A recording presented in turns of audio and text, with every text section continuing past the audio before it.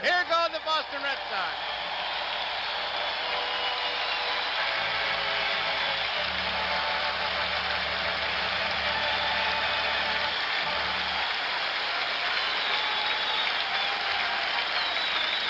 And there he is, Ned, your man. That's the Space Cowboy from Southern California. He's never had a losing season in baseball. He had a 1-3 record when he first came up here, but that was in the later part of the year. In that minor league season, he won more than he lost, so he really has never had a losing season in baseball. He's a pretty good mutter, too, isn't he? Not too bad. This is his kind of weather.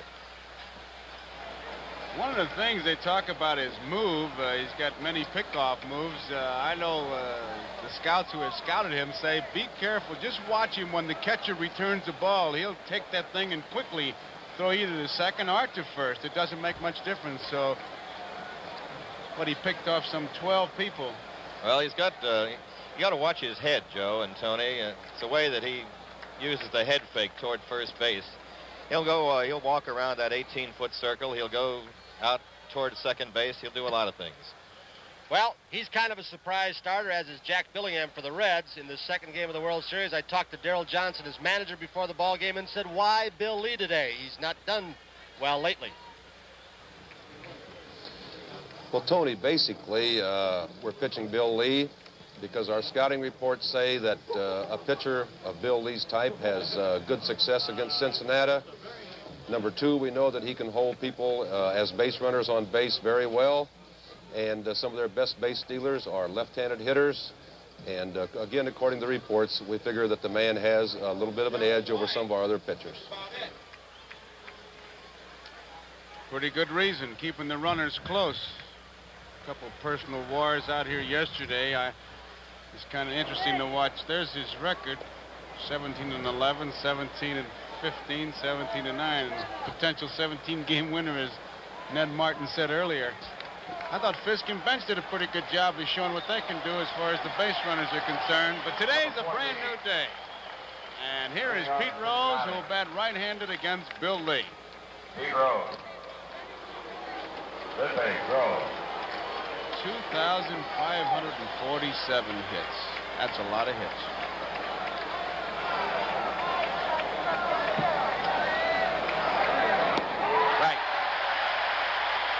Came right in with that fastball.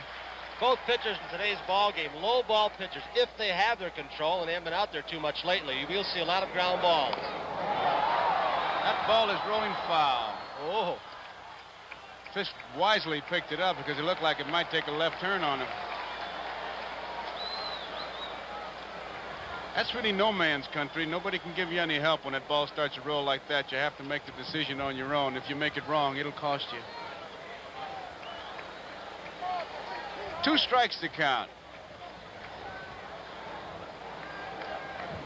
Could be a little advantage for both of these low sinker ball type pitchers with a National League umpire behind the plate. They give you the low strike. You're really going to have to tag one today. That wind seems to be blowing in. Struck him out, screwball. 3 pitches, 1 out. This telecast is presented by authority of Major League Baseball, is intended solely for the private, non-commercial use of our audience, and any publication, reproduction, retransmission, or other use of the pictures, descriptions, and accounts of this game without the express written consent of the Commissioner of Baseball is prohibited. And Major League Baseball has the right of approval of the announcers for this event. That's a pretty good pitch right there, guys. Lee will turn the ball over a lot. He'll throw the screwball, keep it away from right-handers. He'll cut the fastball and also run a slider in on a right-handed hitter. Rose seemed to be completely fooled on the strike, like he was trying to fight it off. Missed it, and it's a strikeout, and here is Morgan. Takes it high, ball 1. Tony, I thought that Morgan made quite a point on the defense yesterday that the Boston outfielders were playing a little more shallow than Cincinnati, and catching those balls, they were falling in front of the Reds outfielders. And Joe, Freddie Lynn also said, he said, well, it's something you can't learn through scouting reports. You can't learn it in a workout or playing here in one game. You've got to be here day in, day out. So there is a tremendous home park advantage for the Red Sox outfielders, who are good ones. 1 ball and 1 strike. Strike two. That's a good sinker he seems to have on the first two hitters. Ned, we have heard it. You have seen Lee many more times. There is Senator Kennedy. Ted Kennedy, also present here today at the ball game. Is it true Bill Lee at times will catch balls between his legs, behind his back, over his head, and standing on his head? Yeah, almost. Off the handle. Doyle. Tricky hop. Gets his man. That ball took a tricky hop. Number 5. Two gutty men around second base.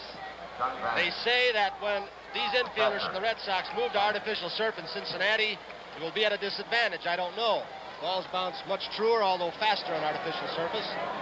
Tony, I always felt if you could play on a handball court. Doesn't make any difference.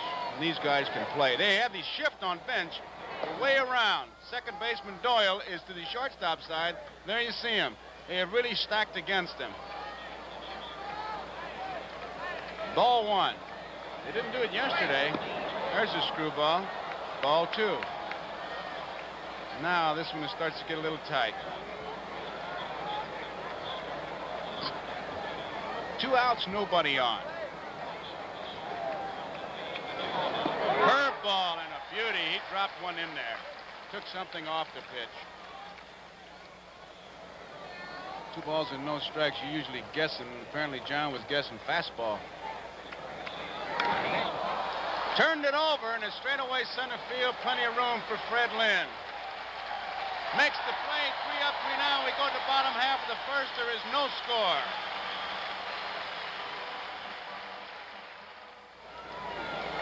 Jack Billingham loosening up, and Ned, that wind seems to be blowing in. We're directly behind home plate, and you're going to really have to hit one. Yeah, it's one of those, another feature of this lovely little ballpark that when it turns around and it can in the middle of a game, the whole offense and everything changes. It's an east wind blowing off the water. It's a cold one. And you're going to have to really pick one off the dirt with a fellow like Billingham and Lee today. Cecil Cooper. Here is Cecil Cooper. First base, Cooper. 318 as a DH, which is tops in the American League. Lines the first pitch down the left field line. It is... Oh, Foster had some trouble with it, and it's a 2-base hit. Ned, you no sooner said it than it happened. Just as Foster was going to go into his leap for the ball, he hit a soft spot. This park does drain well. We'll see it. Watch his footing as he nears the warning track. He's going to jump, and there he loses the footing, while just off the edge of the webbing of his glove. Here's another angle on it, and you could see the footing just give way. Tell you, tricky things happen in this friendly little ballpark. Well, that door you saw down in the corner also gives outfielders some trouble. It's not an easy place to get used to. Denny Doyle. Here is Denny Doyle. And if he goes according to the book, which he usually does, he'll hit the ground ball to the right side. Takes it inside, ball one. Didn't take long for this crowd to get something to cheer about. Cooper leads off with a double.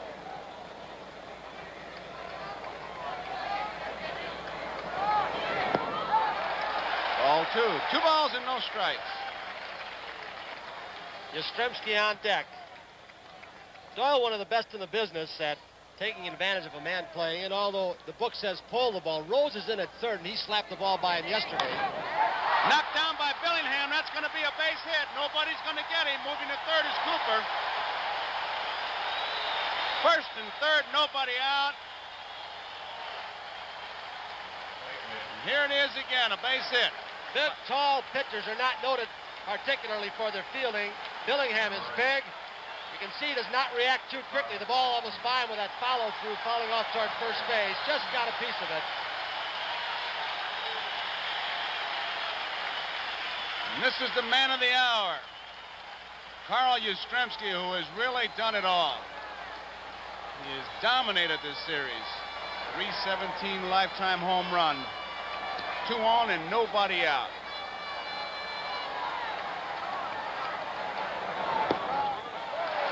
All one. Yastrzemski is superstitious. Digs in with that back foot. He's got a favorite pair of socks that he wears, baseball socks.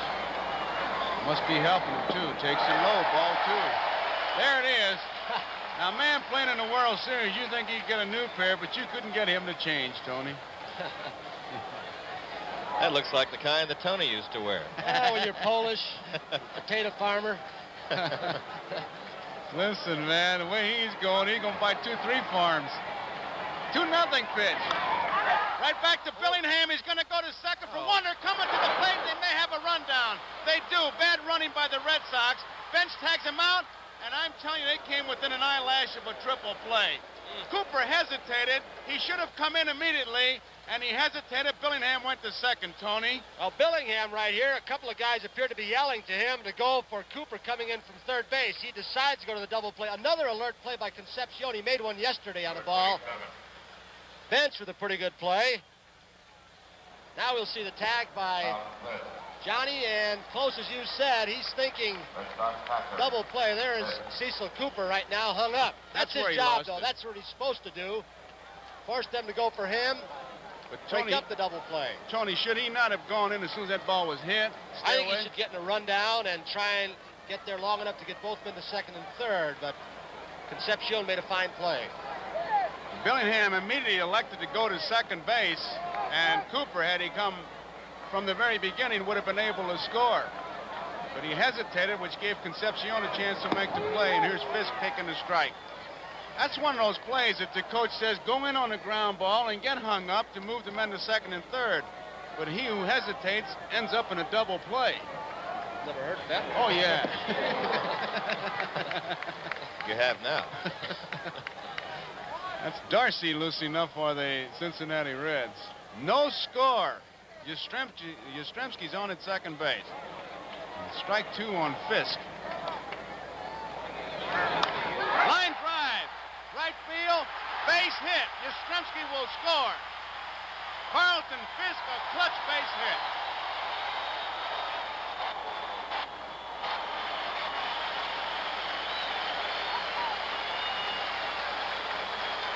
Tony, that's got to be a big base hit if for no other reason that mix-up with the base running has to get you clubbed down a little bit. Well, it's a kind of hit, too, that can break a pitcher's heart. He appeared to be about to pitch out of what was going to be a tough jam, and then you get the base hit, but Fisk's done it all of September through the championship series.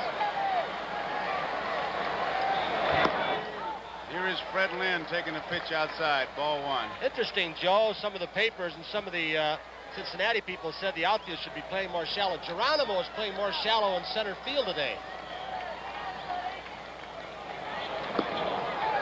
Ball 2. Ned, I felt that ball would have gotten by Griffey. You've seen enough balls in right field. That could have been some fun to him. Yeah, once it gets down and rolls around that corner, right fielders that are unused to it have a time with it. Too bad the Red Sox for them. They ran themselves into an out there. Bouncing ball to Morgan. And that's it. But the Red Sox score a run. We complete 1 inning of play here. Boston 1, Cincinnati nothing.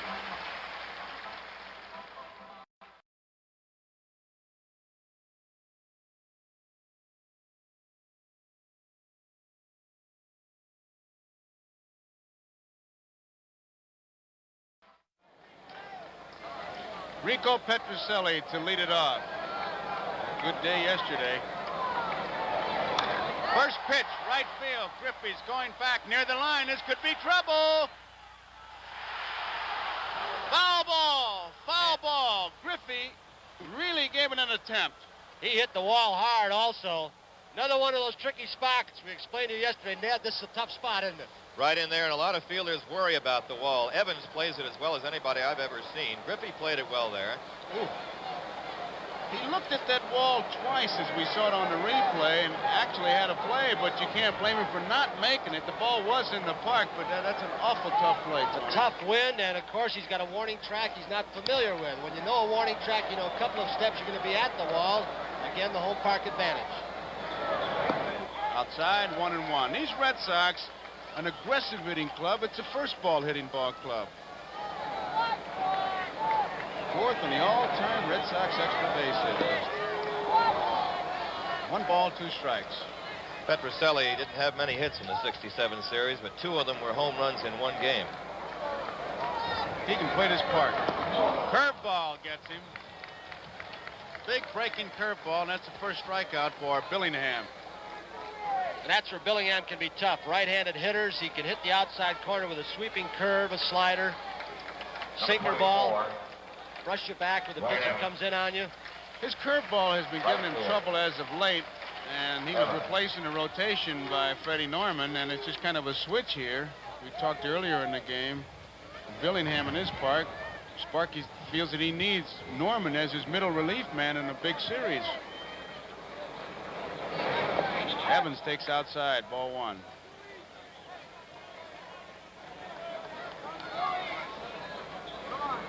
.327 after the All-Star game. They've got some fine outfielders, these Red Sox. Young. Hit him. That's one thing that Larry Shepard, the Cincinnati pitching coach, and also Sparky said they learned yesterday. They've got to pitch inside. Not trying to hit Evans, obviously, but move him off the plate so they can hang over the outside corner. I think many pitchers find that up here, Joe. You've got to move guys off the plate.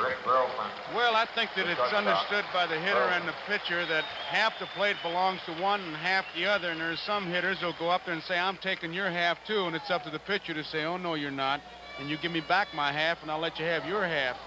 Then he'll stick one in your ribs, and he'll take the whole thing from you. And that's the way it goes as they slowly sink in the West. 1 out, and here's Burleson. He's first ball hitter and a pretty good hitter.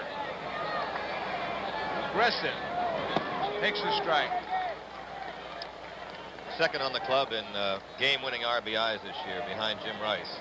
Burley stuck a lot of little hits in there that got things done. I thought Yastrzemski paid him a tremendous compliment when he said that's the fella that we should be talking about. Low, nice play by Johnny Bench. Boy, I tell you, he can do it all back there. He made that look so easy. I love to watch this because he shifts on the ball. Watch him just get in front of it. That ball was right in the middle. If he'd have missed it, it'd have hit him right in the chest protector, which is what you're supposed to do. And that's the only reason they call it the tools of ignorance, that you're dumb enough to let it hit you. But that's the play. Pitch out. And nothing happened. That's the first pitch out I've ever seen Bench put on, Tony. Interesting, in yesterday's ball game, just like the championship series, the team that was supposed to run didn't. The team that wasn't supposed to run has, and that's the Boston Red Sox. 2 balls and 1 strike. Evans a lead. There he goes now. Foul tip. They put the play on this time. Which I wouldn't be surprised that if Bench puts another pitch out on, Billingham, not too bad at control, will pitch out twice. I don't know if you'd want to go 3-2, but let's find out. I don't mean now. Okay. Oh, not now. I wouldn't pitch out now. I'm talking about setting the bait. Well, with Bench's arm, he doesn't have to pitch out that much. A lot of room between first and second, as you can see.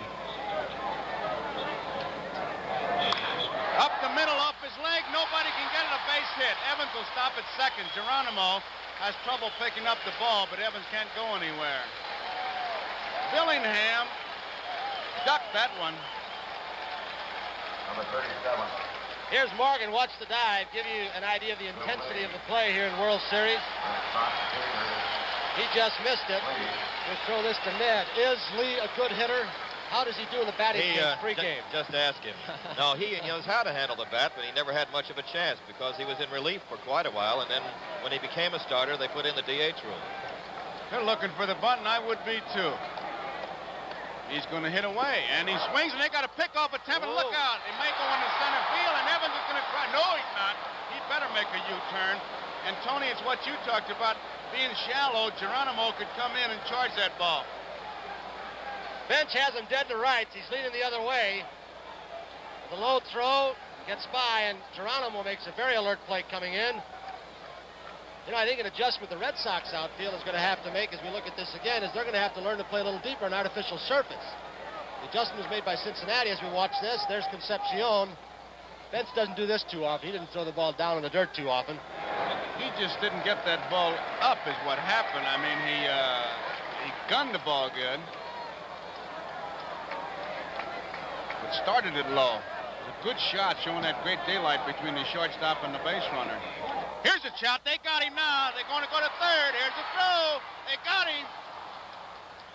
Almost believed that Evans tried to play to draw a throw and take off because he didn't hesitate. Sure looked like it. He tried to set Bench up. There he is. He isn't Well, I don't know. He caught Bench in the middle. Bench caught him in the middle. He's out at third, attacked by Rose, but I think you're right. He tried to set Bench up, and he got caught. I'll tell you something, though, Tony and Ned. Concepcion had to put a little extra on that ball. If beat one of those little infield fly jobs down there, Evans has got it. This Red Sox ball club, Ned, is an aggressive base running club. And they don't run the bases, haven't run the bases that well until the latter part of the year. They don't play station to station. I mean, one base at a time. They just take off. They don't have the team speed to make them a real flamboyant running ball club, but they try to take that extra base and take the advantage if they can. They got these Cincinnati Reds wary, I'll tell you. Out on strikes, that ends the inning, an exciting inning. So at the end of 2, Boston 1, Cincinnati nothing.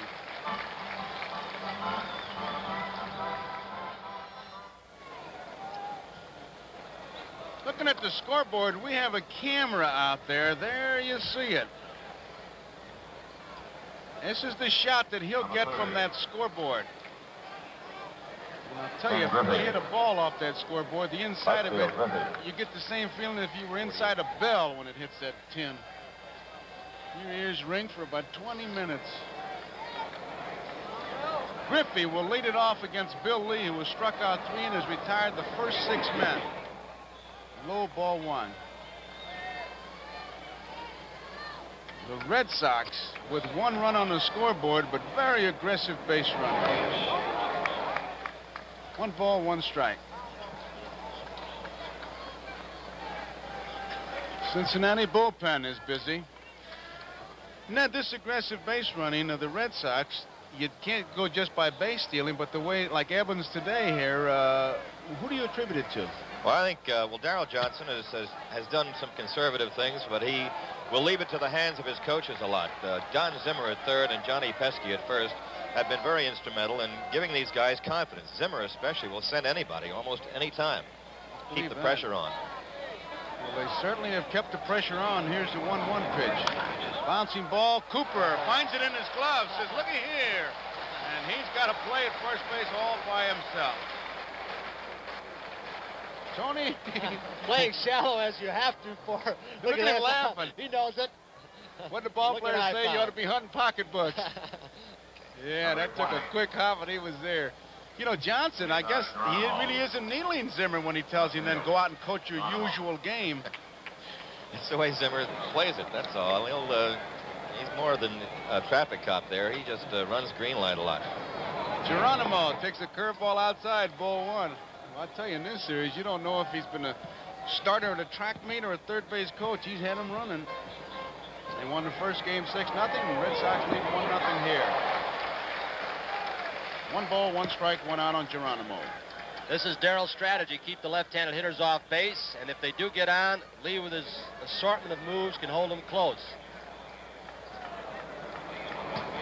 Curveball catches the inside corner. He started it right at him, and Geronimo backed out, and it caught the inside corner.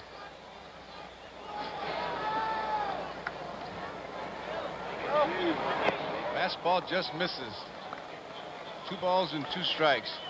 Rod Dedeaux, the baseball coach of USC, must be proud today. Sitting in the stands, one of his boys pitching, and Fred Lynn in center field, one of his boys. Struck him out. College baseball is such a big part of the total baseball picture with fellas like Dedeaux and Ron Fraser. There's Alex Grammas coaching at third. Number 43. And George Sugar coaches at first, and they haven't had any business. They've been the loneliest men in the ballpark today. 8 people up, 8 people back, 4 strikeouts. Billingham is not much of a hitter. Burleson. 3 perfect innings for Bill Lee. 3 up and 3 down again in the third. We go to the bottom half. It's Boston 1, Cincinnati nothing. Bottom half of the third inning, and Cecil Cooper will lead it off. There is Commissioner Kuhn, and in the Navy hat to his right is Secretary of State Dr. Kissinger.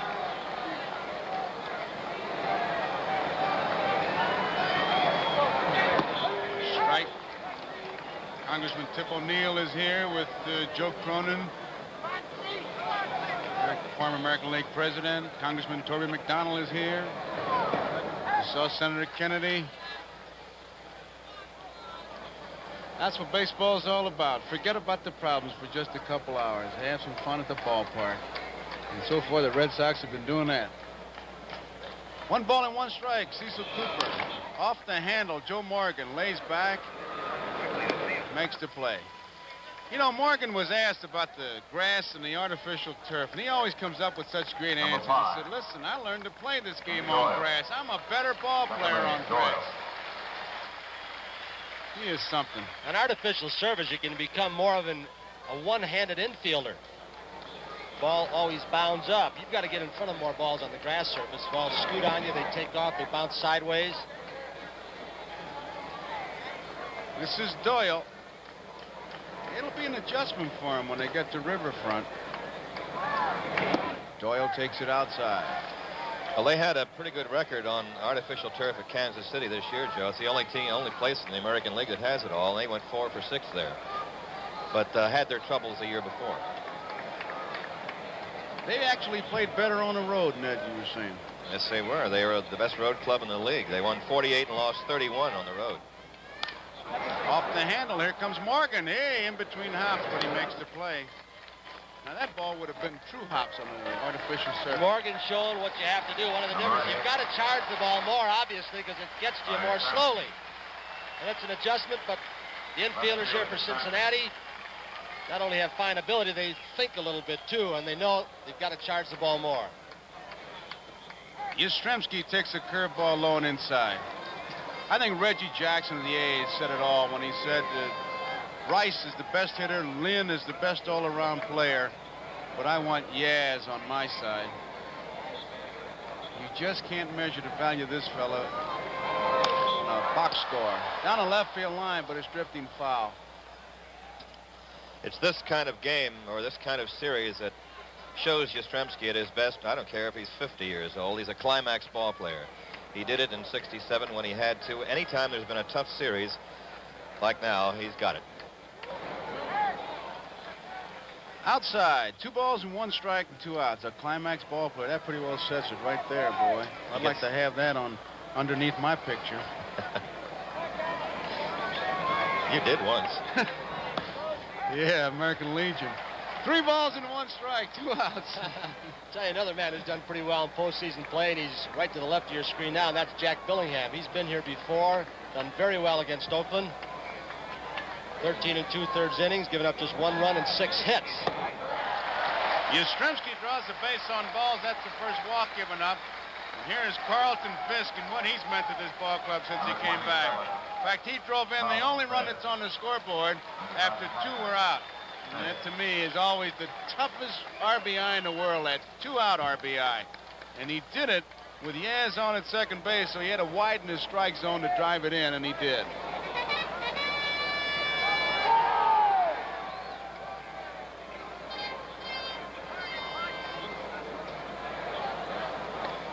Right on top of that plate. There's the strike. Fisk had a 19-game hitting streak snapped yesterday, so he starts a new one today. That I think, along with Yastrzemski, Fisk might be the smartest hitter on this club. He'll adjust to pitches and situations, and he knows when to go with a pitch, when to pull it. High curveball. He got away with that one. When he first came up, everybody wondered if he'd hit in the major leagues. He was a great receiver always, and he hit better in the majors ever than he did in the minors. And he adjusted that way. He used to be strictly a pull hitter. Now he can go the other way. That's what he did the first time up. He's up there now with Yastrzemski at first and 2 strikes. Foul tip, and it's held on to by Johnny Bench. If it goes directly to your glove, you're all right. Had it hit his protector, it would not have counted. So that ends the inning, 1-0 at the end of 3. 59th birthday. Man in the middle is the Hall of Famer Joe Cronin. To his left, Mrs. Cronin, and to the right, Congressman O'Neill and Mrs. O'Neill. Hey, a blooper again. And today is Joe Cronin's birthday, and they paid tribute to him here by singing him happy birthday. He played in the World Series in '33 and managed the Red Sox in '46 here. Lee drops the curveball in for 1-1. And it's also Christopher Columbus's birthday and Tony Kubek's birthday. So there are 3 Hall of Famers in my book. Beautiful. Right to Doyle. Joe, an adjustment by the Cincinnati hitters. Pete looked like he was trying to hit that screwball or the tailing fastball the opposite field. Well, they tried it with Tiant yesterday. They went to the opposite field. In fact, Bench, Perez, Foster, and Concepcion all yesterday went to the opposite field. Don't look now, but Bill Lee has retired the first 10 men that he's faced. And here is Morgan, who bounced out to second his first time up. It's 1-0 in the top of the fourth. Boston leading. Tony Petrocelli is really guarding the line. You figure he's going to punch a curveball if he gets it, Morgan? I think he's doing it more. Morgan doesn't hit that way in case he bunts. He can get a good angle coming in on a ground ball or a bunt ground ball down that way. Joe doesn't bunt a whole lot, though. He likes to pull the ball less against a left-handed pitcher. He spent a lot of time with Rod Carew this spring. He's amazed at the ability of Carew, but he hasn't been able to bunt. Curveball is a strike. Lee has thrown everything up there except the rosin bag. Curveballs, sliders, fastballs, screwballs. He has really shown an assortment and great control. Foul ball. And he's kept it down, too. There's only one fly ball out. The rest are either ground balls or strikeouts. I wouldn't say it's completely a typical Lee game because he usually gives up about 10 or 11 hits, but he can shut you out. He had 4 shutouts this year. Well, I'll tell you, as Preacher Rowe used to say, it isn't neatness, it's what they put up on that scoreboard. Inside, 2 balls and 2 strikes. Lee has pitched some games with the amazingly low total of mid-70s pitches, 76, 77, hour and 30 minutes. Ball 3, 3-2 on Morgan. And he's on. That's the kind of game he'll work at, to get the ball over the plate, let them hit it.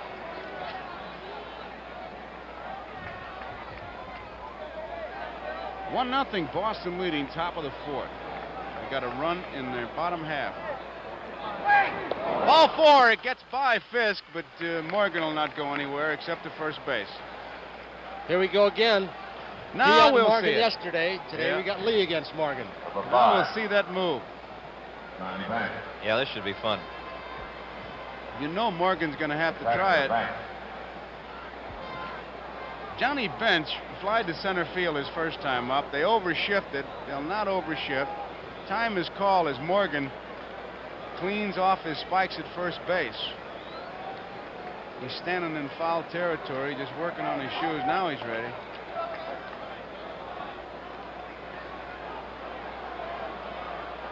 He says he does not have a good move to first, but he says, I throw a lot of them over there, and they just have difficulty figuring me out, which one I'm going to use. Well, he didn't even come set that time, just stepping through. There's a base hit in the right center field. He went with him, and Morgan will easily make it to third. Bench will hold it first, so it's first and third. 1 man out, and the batter is Perez. And Tony, you made the point with Pete Rose, and he tried to go the opposite field, and that's what Bench did. Let's see now if Lee makes an adjustment to counter that and starts popping him inside with a slider or fastball. It's a cat and mouse game, and when they start going with you the opposite field, to keep them honest, you got to jam them, but you got the friendly wall over here if the hitter is looking for it. Perez was out on strikes his first time up.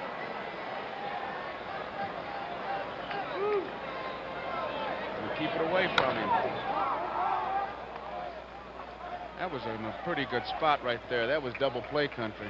Joe, I was watching Fisk yesterday. He uses, it seems, his chest protector as an indicator where he wants the ball in the strike zone.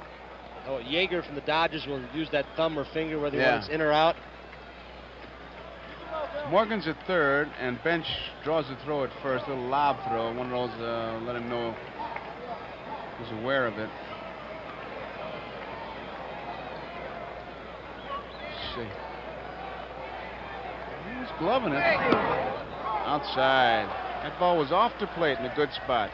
Obviously trying to keep the ball low and outside, or at least low, to get the ground ball to get out of this inning.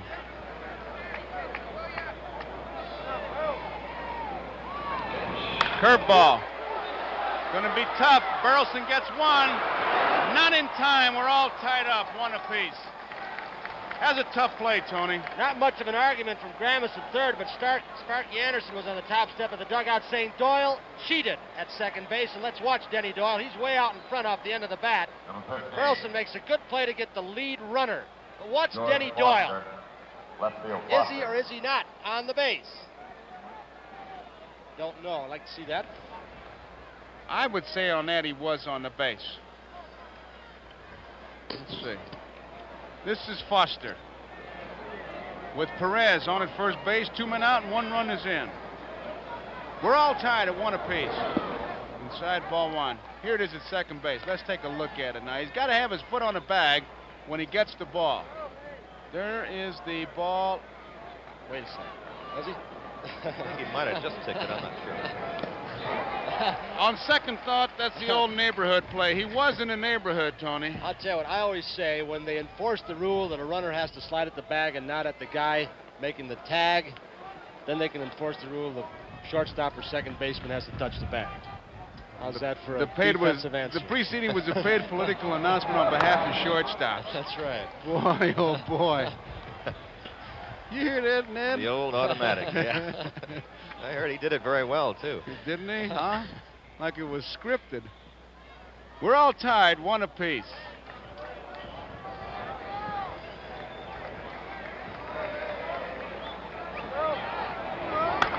Looper's going to drop for a base hit. He hit that off the end of the bat, but just hard enough to get it over the head of Burleson. Perez stops at second. Foster's on with the base hit. So after retiring 10 men in a row, the base on balls came home to haunt. And now a base hit by Foster, and it's first and second, 2 men out. And Concepcion is the Number batter. 13. Dave Concepcion. Shortstop. Tony, I don't know if they're anticipating or guessing or looking, but they are definitely going up there with an idea of what they're going to do. Looks like they're trying to hit the ball up the middle or the opposite field. And if you're going to throw slow stuff, off-speed stuff as Lee has, you better keep it down, because if you get it up, that's what you get, the little bloopers over the infield. If it's down, it's the weak ground ball in the infield. They're waiting longer on Lee. Definitely. High screwball, ball 1. I think what they're trying to do, Joe, is force Lee out of his pitching pattern. They're the on-basemen, Perez and Foster, but they want him to go back to his fastball. They're a fastball hitting club. They're trying to force him away from the off-speed stuff. There's a fastball, and he threw it right by him, although Concepcion did get a piece of it, and now he wants some pine tar. He doesn't like that. A look of disgust, a guy stepping out of the box. He likes to get the ball and throw quickly, doesn't he, Ned? He does. He will often vent his spleen on batters that do that, too. Does that mean he knocks him down? Not often, Is no. that spleen venting? He shows it a different way, the California way.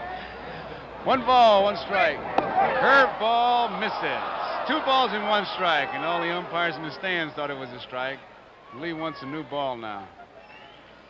He does get people mad at him sometimes. He got the White Sox furious at him that game in the rain where they won because he was throwing all that junk up there and they couldn't hit it. Can't really blame the pitcher.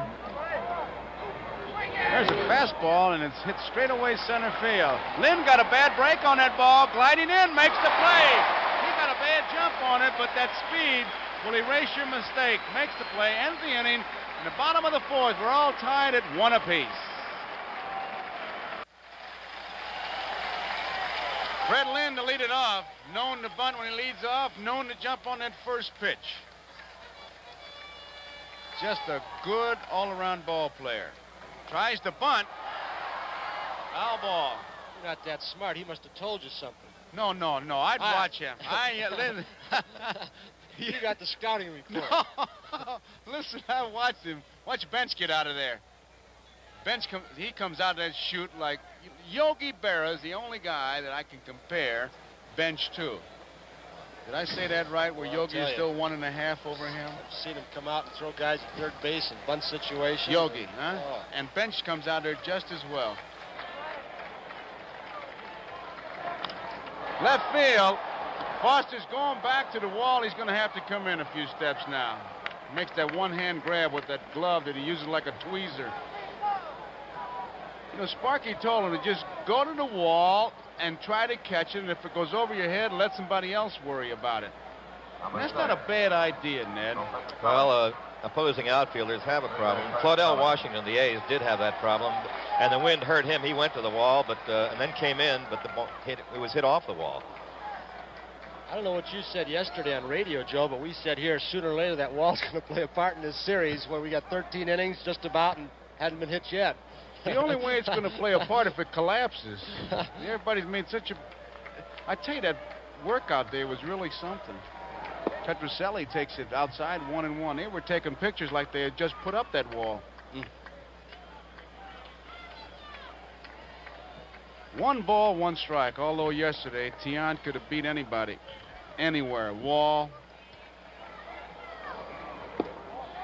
Outside, 2-1. He was a good pitcher yesterday, man. Evans, the on-deck batter.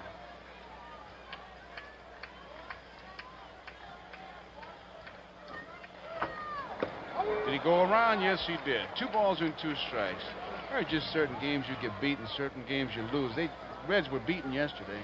I don't think the Boston Red Sox saw the Don Gullett they're going to see in Cincinnati. He threw some good fastballs, but I've seen him go for an entire game where he blows the ball right by you. I didn't think that was one of his better games either, Tone. 3-2 now on Petrocelli. Got a little bit of rain coming down. But in the World Series, nothing bothers you. Here's a simple sign, nice fastball. It's hit up the middle, and Concepcion has a big hop. Good sinker. 2 up and 2 down. Billingham had a shaky first inning. Gave up a hit and hit a batsman in the second. Third. 2 ground balls and a strikeout. A fly ball and a ground ball here. Here's Dwight Evans. It's a strike. We're all tied 1 apiece. We're in the bottom of the 4th.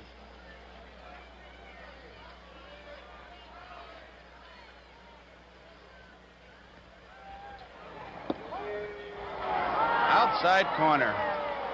2 strikes. Let's pause briefly for station identification. This is the NBC Television Network.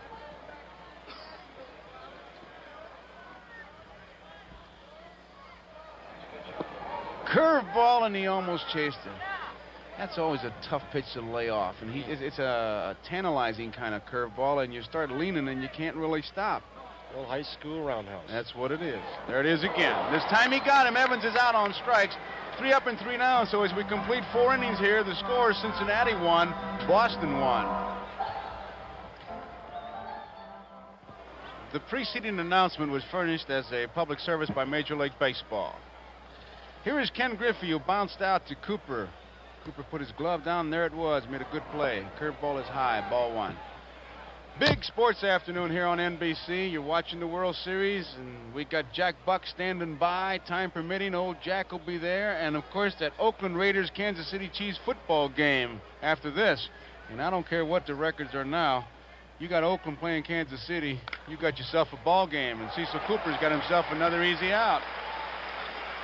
I guess that's one of the great rivalries in football, the Raiders and the Kansas City Chiefs. And when you got a rivalry going, you don't look at the standings, you look to knock some heads. That'll be coming on this afternoon. Wonder how Kenny Stabler's knee is. Had some problems. Snake.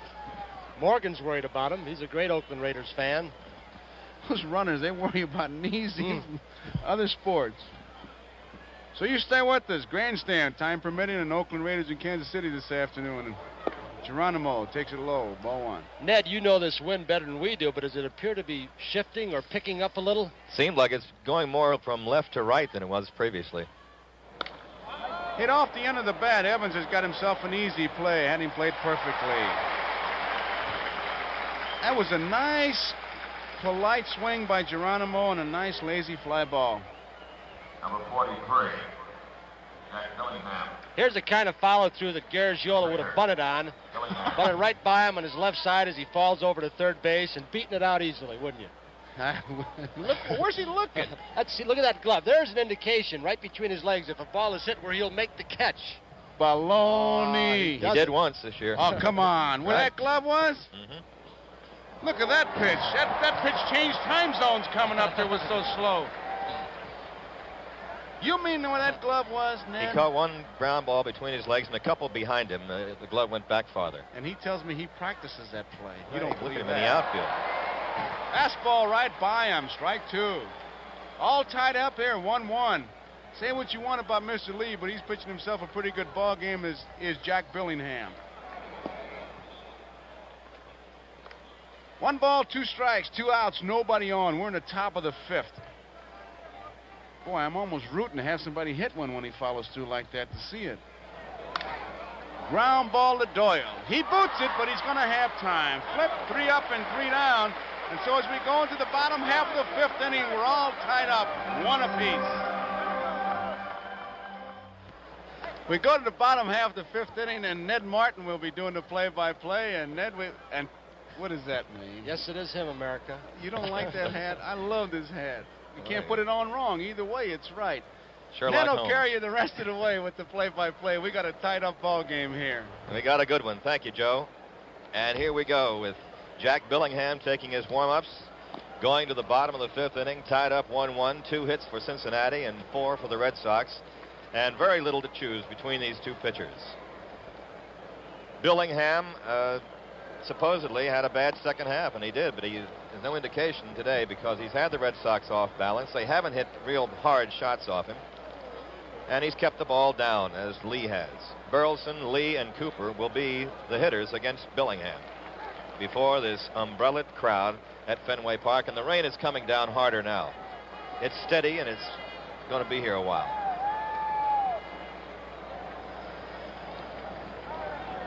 Here is Rick Burleson. Number 7. We got to get some policing done on home plate. We've seen a lot of games out here in this kind of weather this summer. Burleson. Some that have been held up an hour and a half, started again, held up again. Burleson is having a great series so far at the plate. There's a slider for a strike. He singled his first time up. 4 for 4 in the series. Can't do much better than that. 1 ball, 1 strike. They call him the Rooster. His teammates started that last year because of the way his hackles stand up when he takes his hat off. Very intense ball player. Ball 2. Ned, he seems to be farther off the plate than the last time I saw him. He usually leans right in. And I don't know why that is. He has changed his stance a couple of times. He went through a bad spot in the middle of the year and then came back well. Pronounced crouch. Strike. Got the black on the outside corner, 2-2. He's the kind of guy, Burleson is, that you always say of, you got to see him play every day to appreciate him. And it's so true of him, and also Denny Doyle. He got him out this time. Burley doesn't strike out often, but Billingham got him, and that's number 5 for Jack. Number 37. 1 down in the Red Sox 5th. Bill Lee. Game tied 1-1. Game 2. Red Sox pitcher Lee. And here is William Francis Lee. Struck out swinging his first time up.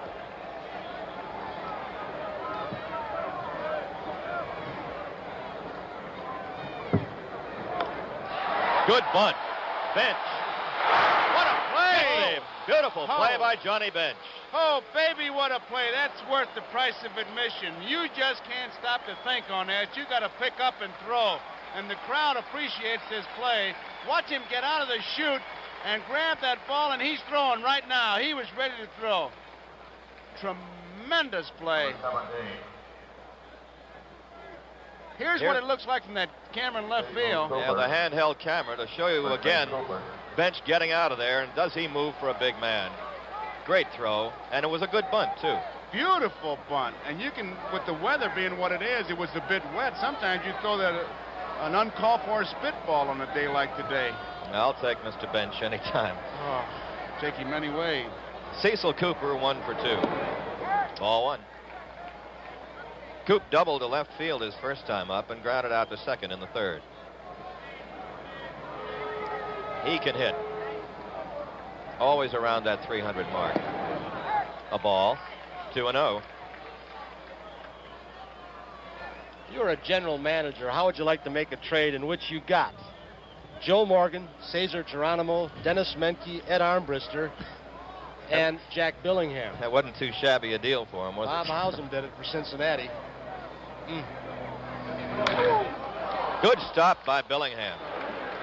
3 up and 3 down. Nice play by Jack Billingham, the pitcher. And we go through 5 with the score tied up 1-1. Put the hat off.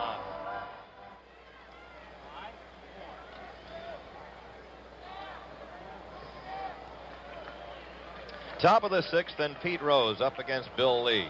Rose 0 for 2, hitless in the series so far, but not anymore. Base hit to left by Rose to start it off in the 6th inning of a 1-1 ball game. And Pete Rose, the model of consistency in 1975 as a switch hitter. He hit .323 as a left-handed against left-handers and .315 against right-handers. He looked like he was looking for that pitch, didn't he? Looking for the off-speed stuff. Jumped right on it. He waited a long time for that one. So the Reds now have the lead run at first. Nobody out. Attendance has come through, same as yesterday, 35,205. Joe Morgan grounded out and walked. Strike, fastball. There is Mr. Gowdy and Marty Brenneman. Kurt Gowdy on the right, and Marty Brenneman, the Cincinnati broadcaster, doing radio today. Watch out. Morgan claims that it hit him. He's claiming that it got his uniform, and plate umpire Nick Colosi says no. He wanted to appeal to the second base umpire, who is Dick Stello. That's what Morgan is saying. Look out to second base. Stello's saying, what do you want from me? I didn't see it from out here. The home plate umpire called it. That's Nick Colosi. That's a little tough to ask a fella at second base to way call up that there. play. Morgan says, All right, Morgan says, all right. Well, let's look at Look it. at it. He claims it hit or nipped his uniform. Now you can't tell from there. Can't tell from that shot, but I tell you, he backed out there in a hurry. A ball and a strike. And Lee's moved to first. Action in the Red Sox bullpen for the first time. A ball and a strike to Joe Morgan. And that's going to be taken by Cooper. Throws over to Burleson, gets the out. Nice play by Cecil Cooper at first as they cut down the lead man. Cooper had a pretty tough play, holding Rose on, as you can see, on this slippery turf. It's been a little bit of a drizzle. Makes a fine play. Has enough composure to get the lead runner, and watch the hard slide by Pete Rose trying to go after Burleson. It was one of the reasons that Rose doesn't run is to give Morgan that gap, and Cooper makes the good play by getting his man, and now we got that little battle going again here between Lee and Morgan. And there's Dick Drago loosening up for the Red Sox, as Ned mentioned. Yep, first time the Red Sox have had anybody out there today. Lee to first, not in time. Joe Morgan, every time you look around, he's on base. 67 steals in 77 attempts this year in the regular season. 4 for 4 in the playoffs. Look at the lead. And Lee will go over there. Gene Mock had a great expression, Ned. He says, Joe Morgan, he says, first base is his address, but you better write in a hurry because he don't hang around long. He just rents the bag for a That's while, what I he believe. does. And again, Lee. He'll do that a lot. He'll try to take a step away from somebody. Some runners he can, but I don't think Morgan will be bluffed out by it. Morgan actually gets a bigger lead, as does Concepcion, off left-handed pitchers. The foul, and the count is 0-1 to bench. Look at Joe marking off a spot right there. He's doing some groundskeeping. That's where he knows he's got to go that far. Tommy Harper, who used to steal bases by the ton for the Red Sox, and before he came here, always took about a 5-step lead, and he never changed, no matter how many times the pitcher went over, no matter how good his move. Watch it. That's what they mean about Lee going over there as soon as he gets the ball back.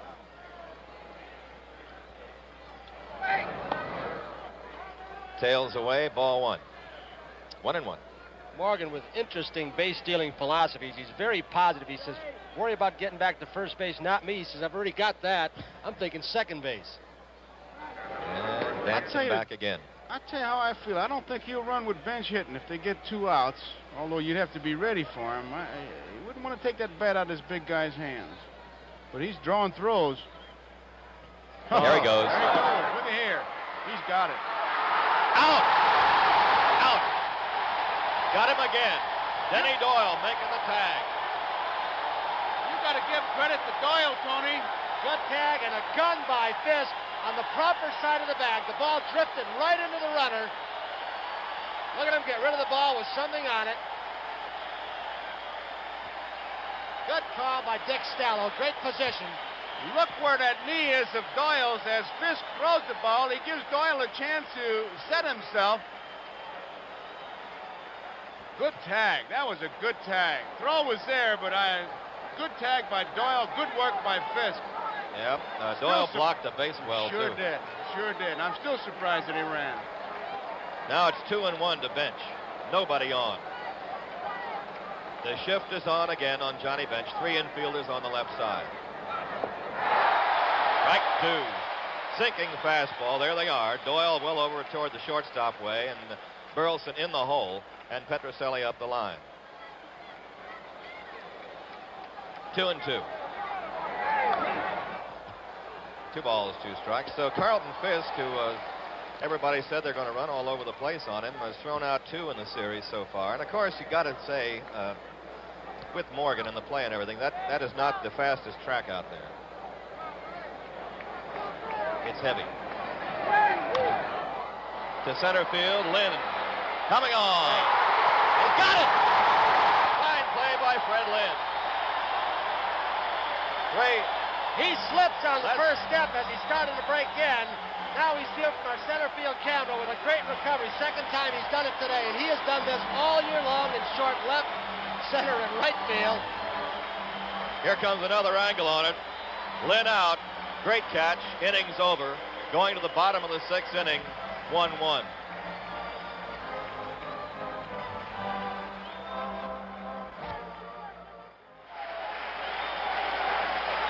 Here it is again, the inning-ending catch by Lynn, and actually, it has become rather ordinary here, Joe, the way he's done some of those things.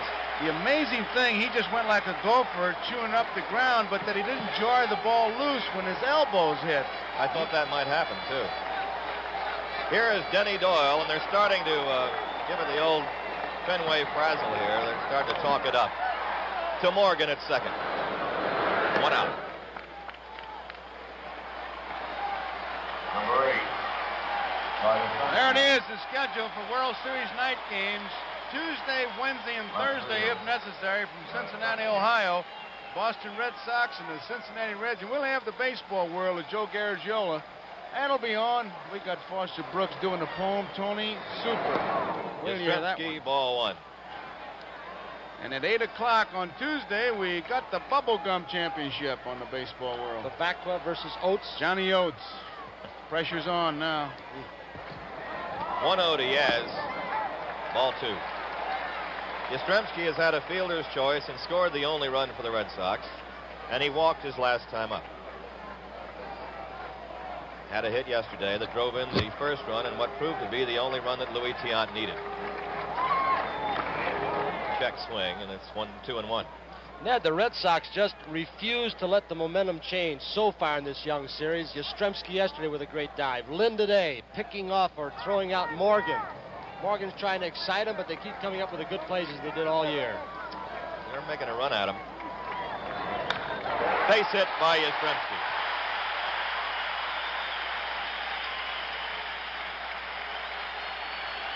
So Yaz is on with a 1-out single. Watch that bat of Yastrzemski's. He was wrapping it. He wraps it a bit here and then right into it, and a great follow-through. I think the interesting thing to me in this Red Sox, the way they're playing, is they have not changed. They still run even if they're thrown out, and Fisk behind the plate has not changed his style. A lot of times you get a fast base runner on, they'll go for slow curveballs. he catches his game, and he's going to throw the men out if they run. They have not changed. They're doing their thing. Fisk is up. He is 1 for 2. Drove in a run with a single in the first inning. Cincinnati won. The Red Sox won, bottom of the 6th. A beauty here at Fenway, and it has quit raining, but it's very dark. Ball 1. What a difference in the style of left field play. There's the visitor, George Foster, just, well, almost on the warning track. Tell you what he thinks about the wall. He wants to be there in a hurry, as opposed to Yaz. We'll try and show you him later. He plays much more shallow. Foul, count 1-1 to Fisk. Geronimo is playing a relatively shallow center field compared to what he played yesterday, it seems. He's come in a little bit. And Griffey and Wright playing about like Dwight Evans. There's Geronimo, shaded over a little bit toward left center on Fisk.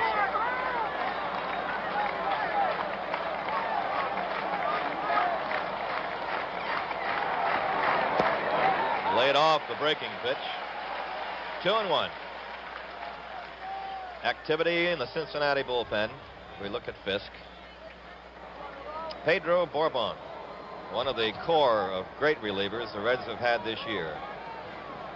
Anderson can use 4 guys out there, and they remind me a little bit of, there's what is happening to the pitcher's mound now, a little bit of mud out there, but they remind me of the bullpen that Dick Williams had with the A's a couple of years ago when he had 4 guys that he can use either short or long. Tony, would you hit and run here? They do it with Fisk on occasion. He's got a big hole between Morgan and Perry. Had a notion on it, I believe. 2-2. Ken Harrelson, one of the TV broadcasters up here, the Hawk, told me that he thinks Fisk, for a big, powerful man, can adjust his swing and hit and run and cut down his swing better than anybody he's seen. Ball 3. 3-2. Now, what do you do with Yastrzemski? Send him on his way. I would, yeah, too. you send him, and I think that Darrow will. We're unanimous 3-2. here? Yep, for the first time. Well, I don't know. we got 2 votes for no downstairs and 1 abstain. We say he's going. 1 out. Yep. And he's going to get second base. Concepcion bobbles the ball, and safe all around.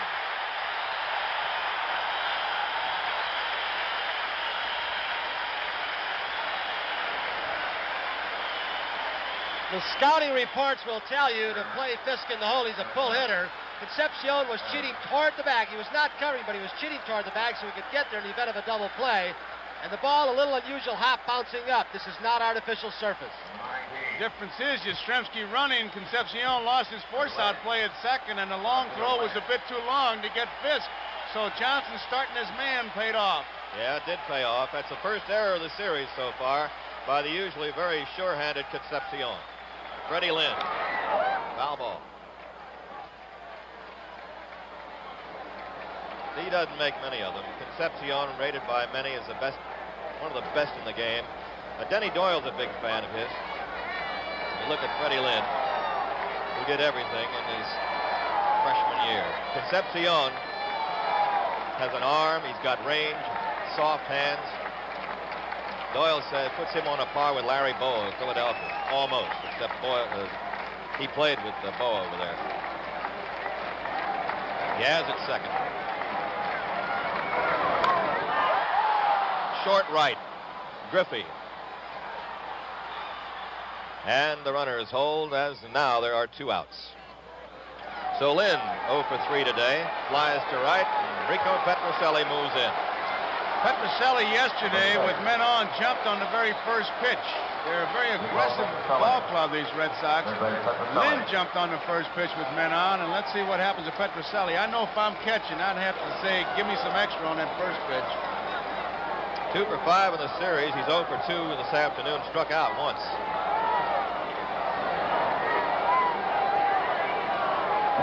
One ball game. Yastrzemski at second. The lead run, Fisk at first. Right, good breaking ball. What a curveball that was. I think that was the best curveball he threw all day. That can bother Rico, who used to be a very good breaking ball hitter, but lately has not been as well as he had the fastball. Ball one. A ball and a strike to Rico.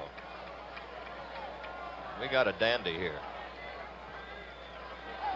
Yesterday it was about like this until the 7th inning. It was 0-0. Today 1-1 is Billingham. And Bill Lee putting it on.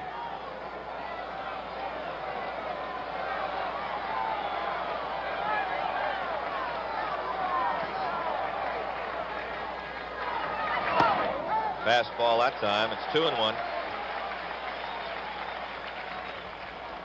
Petrocelli had, there's Yastrzemski at second. Got on a single, and Fisk is over at first. If you were a guess hitter, you'd guess curveball. I would. Right now. Didn't get it. Well, it had been a slider. 2-2. Petrocelli had an inner ear problem that really bothered him this year. He almost had to stop the game. At first he thought it was his eyesight. He tried glasses, and then he found out there was an inner ear infection that he's being treated for right now and will be looked at after the series to decide whether he'll play again. Ball three. Rico is often misread by a lot of people because he is a moody kind of fella, but he was really hurting. 3-2 now. Runners will go.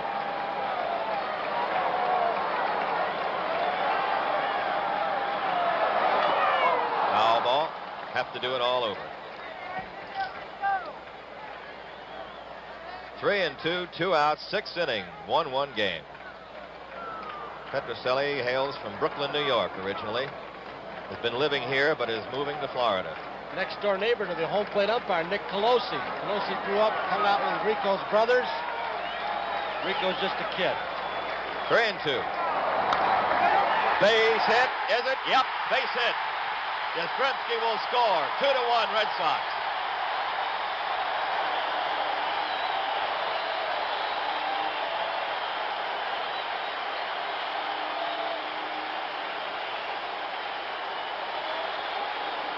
Petrocelli on a 3-2 pitch singles in the lead run. There it is again, too, Ned. That big 2-out RBI base hit. They got it from Carlton Fisk in the first and got it from Petrocelli here in the 6th. That's worth double its weight. Fisk went to third on the play. So now runners are at the corners with 2 outs, and here's Dwight Evans. Hit by a pitch and struck out. 2-1 Boston, 6th inning.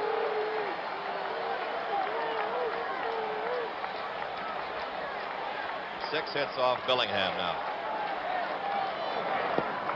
Ball one.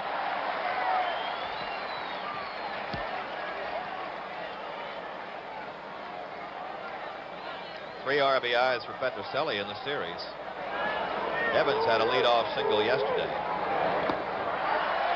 And the count is 2-0 to Dewey. He has trouble with the breaking pitch. They'll throw him a lot of breaking stuff, and he'll concern himself with it, sometimes too much. But you make a mistake on him, he's got good power all over. 2-0. Ball three.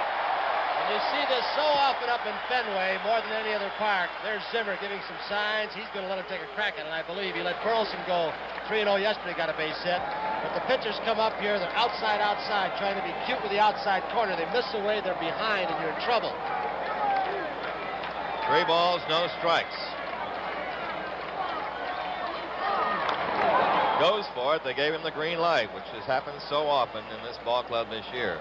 I asked Darrell about Burleson hitting a 3-0, and after I left him, I thought, boy, he just gives everybody the green light. He just wants to take advantage of the short left field fence, and we're 3-0. That's the one time when you're up there you can really pinpoint your pitch. Not only guess fastball, but guess location. Low, inside fastball. You can really pinpoint it. 3-1. There goes Rico. Foul ball.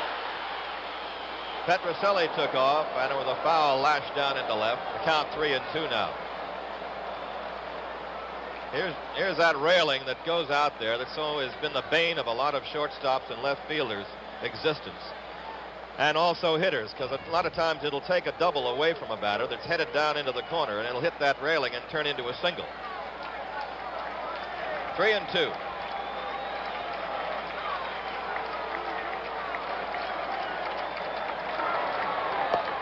Ball 4. Checked with first base umpire Larry Barnett. He says ball 4. Seen Benz do that before. He tried to steal a pitch. He wanted to call it himself, try and intimidate or influence the umpire's call, and he starts walking away. This looks like a trick you pulled, Joe. Watch him after the pitch is made as he went around. Up. What's John? Hey. Oh, we got him. I think he had a legitimate question. Yeah, I believe he did. He had a legitimate question. Umpires will say that's the toughest call to make, the check swing. Well, there's going to be a change of pitchers now. That is going to be all for Billingham on the disputed walk to Evans. Pedro Bourbon, who used to be in the American League and now is over here, and a fine National League pitcher is coming on. There's a break in the action here at Boston. The score, the Red Sox 2 and Cincinnati 1. There you see the commissioner's official box, Mrs. Kuhn at the far end of your left, and Dr. Kissinger as we move over next to Commissioner Kuhn. Youngster or young man who threw out the first ball, and then Congressman Tip O'Neill smoking that cigar with the brown cap on. Mrs. O'Neill, Joe Cronin, former general manager here, Mrs. Cronin next to him. And that was Herb Schlosser speaking to the commissioner, president of NBC.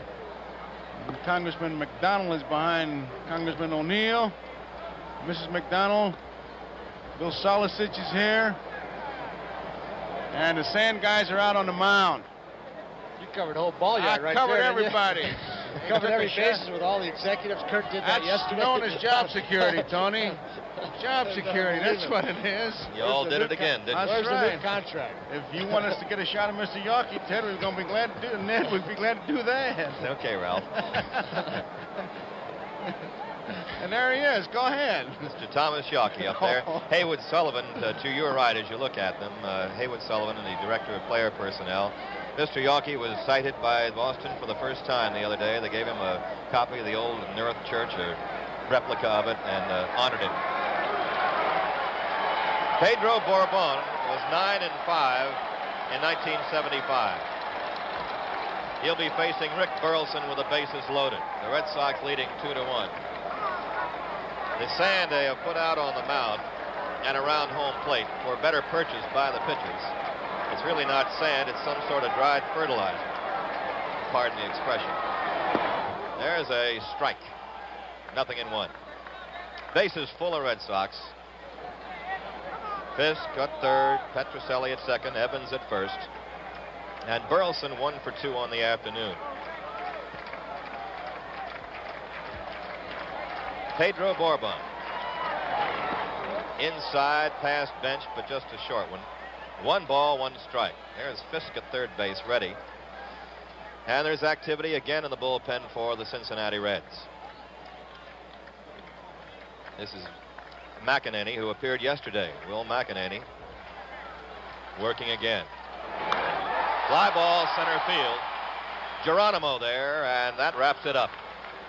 For the Red Sox, a run. They had a couple of hits. There was an error and 3 left, and going to the 7th, it is 2-1 Boston. Well, time permitting, coming up next will be Grandstand, and that'll be all the highlights and scores of all the activity. And, of course, it's a big sports afternoon with World Series and football. In fact, there's one upset in the making going on right now in the first quarter. Baltimore leading O.J. Simpson and Buffalo 14-0. Jack Buck will have all the highlights for you on Grandstand. And then we've got the big football game, Kansas City and the Oakland Raiders. And that's always a beauty when those two teams get together. So Grandstand, time permitting, followed at this game, the Oakland Raider and Kansas City game. We'll have all the highlights and what have you. Right now, we got a beauty right here, Ned. That we have, sir. Tony Perez leading off against Bill Lee. Red Sox leading 2-1, out hitting the Reds 6-3.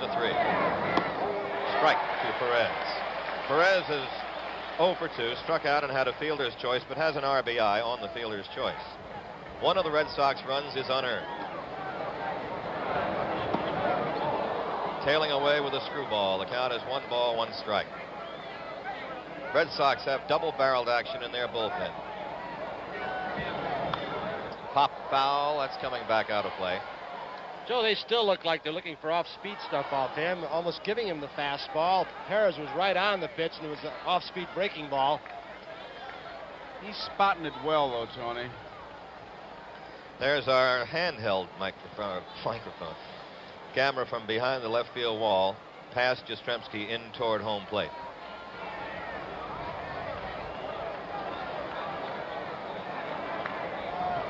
One and two. 2 and 2. As you watch Fisk catch, the big guy really gives his pitchers not only a good target, but he takes the monkey off their back by just going there and saying, here's where I want it. Just outside, ball 3. 3 and 2.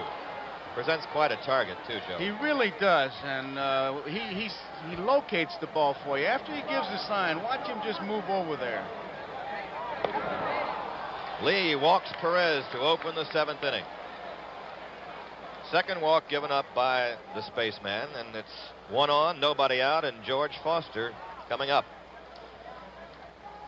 So far, Tiant and Lee have done quite a job on this Reds hitting attack. They're the top run-scoring team in the majors. In 75, they averaged about 5.2 a game. You can see well why. in the first 15 innings of this game. Foster. Foster's not the kind of guy you'd expect to bunt, but Rico's playing a little bit in. I think he's going to hit. He does. Fly ball left center. Lynn right there. 1 out. He was going for it. Foster has the long ball power anyway, and figure you might as well get it out and see if you can hammer one somewhere. 1 out, and Dave Concepcion, the shortstop. Ned, I get the feeling that Bill Lee wants to have right-handed hitters try and pull him. He hits them on the end of the bat, and they hit those weak, lazy fly balls. Johnny Bench made that comment before the series. He said sometimes we have trouble with left-handers that turn the ball away from us. Right. I was watching that shot we just had on there. He was cross seams, Tony, and then all of a sudden he switched with the seams. The cross seam is when he's cutting the fastball. That's how he does it. He did it behind his back, too, which is, he gets somebody like Gramus or Shergy or the guys on the bench. Now watch him. There's with the seams. That's a sinker ball style of holding a pitch. Very high to shallow right. Evans playing shallow, but Doyle is there. Who's got it? Evans.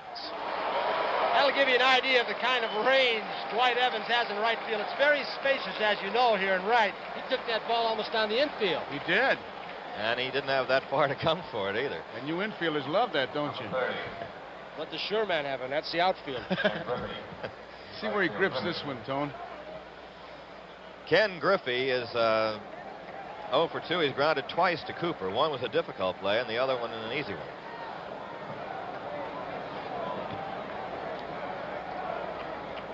Very fast, Griffey. Off the end of the bat, strike 1.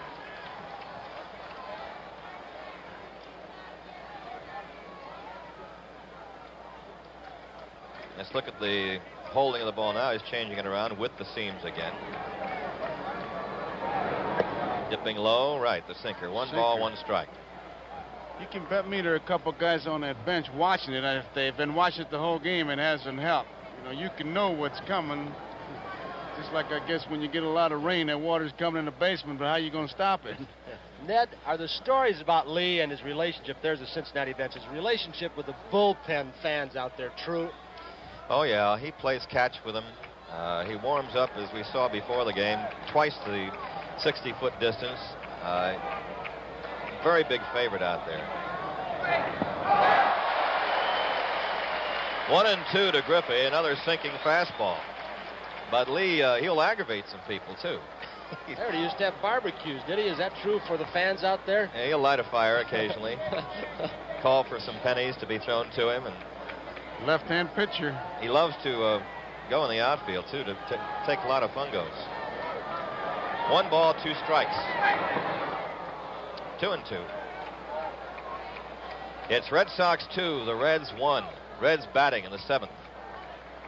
Game 2, and then tomorrow a travel date and on to Riverfront Stadium on Tuesday night. Rick Wise will go for Boston. Strike 3. Little delay there in the call by Colosi, but it is a strike. And Griffey doesn't care for it. He is called out on strikes. Nick Colosi with the call. Going to the bottom of the 7th. Boston 2, Cincinnati 1. Back at Fenway Park, this is Ned Martin with Joe Garagiola and Tony Kubek. The Red Sox leading the Cincinnati Reds 2-1, and Bill Lee first up in the 7th inning after a rain delay. Lee has gone 0 for 2. McEnany is the pitcher for Cincinnati. Will McEnany coming into his 2nd appearance in 2 days. Strike. Lee tried to bunt his last time up, dropped a nice one down the third base line, but a fine play by Johnny Bench got him. It'll be interesting to see how these two pitchers react to the delay. Another bunt attempt, and that's a strike, and the count is 0-2. Lee, in his dealings with the rain, and he's had a lot of them this year, has reacted very well. It hasn't bothered him quite so much as it might some other pitchers that have a hard time getting loose again. Don't know about McEnany. Strikes Lee out, and that takes no time at all, and Lee is out of there. One down on the top of the order, Cecil Cooper coming up. Number 17, Cecil Cooper, first base Cooper. Cooper is 1 for 2. He doubled in 3 trips. Double to left in the 1st inning. Red Sox have 2 runs and 6 hits. Cincinnati 1 run, 3 hits. They've made an error. Strike. McEnany was 2nd in the National League in 1975 in appearances. He had 70. Gene Garber of the Phils had 71. Nothing in 2. Doesn't seem that McEnany has been bothered by anything, and he is quickly ahead of Cooper. That's a major league ball 1. You're going to waste one. I always thought that was bad, though, to even call it a waste pitch. But if you're going to waste a pitch, that was a waste pitch. Major leaguer's right, Ned. Down to Concepcion at short. 2 outs.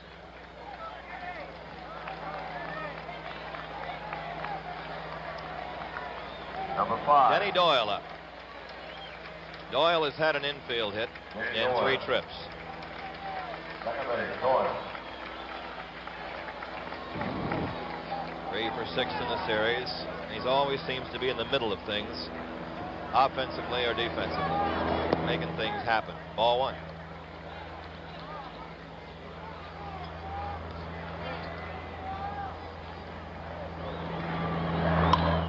There's a drive foul down into right field. Doyle had a lot of doubles for the Red Sox this year, comparatively speaking, and they always were in the lines. It seemed that he would dunk them down into left field or sometimes get his pitch like there and double right up the first base line. He doesn't pull many, but he sprays them all over. He's got that defense on us, they'll say that. He had 21 doubles in the 97 games he played here. Fouls it off. 1 ball, 2 strikes.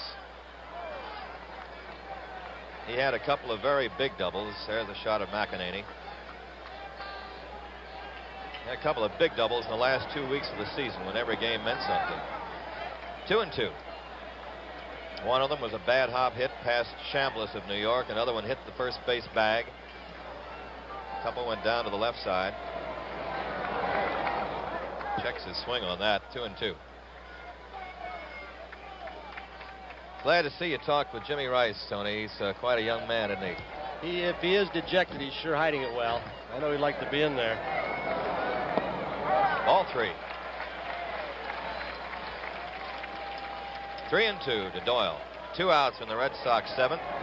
Red Sox 2 and Cincinnati 1. Strike 3 called. He got him. Quick inning for McEnany, who looked very, very sharp. And going to the top of the 8th inning, the score, Red Sox 2, Cincinnati 1. Pinch hitter. Hit.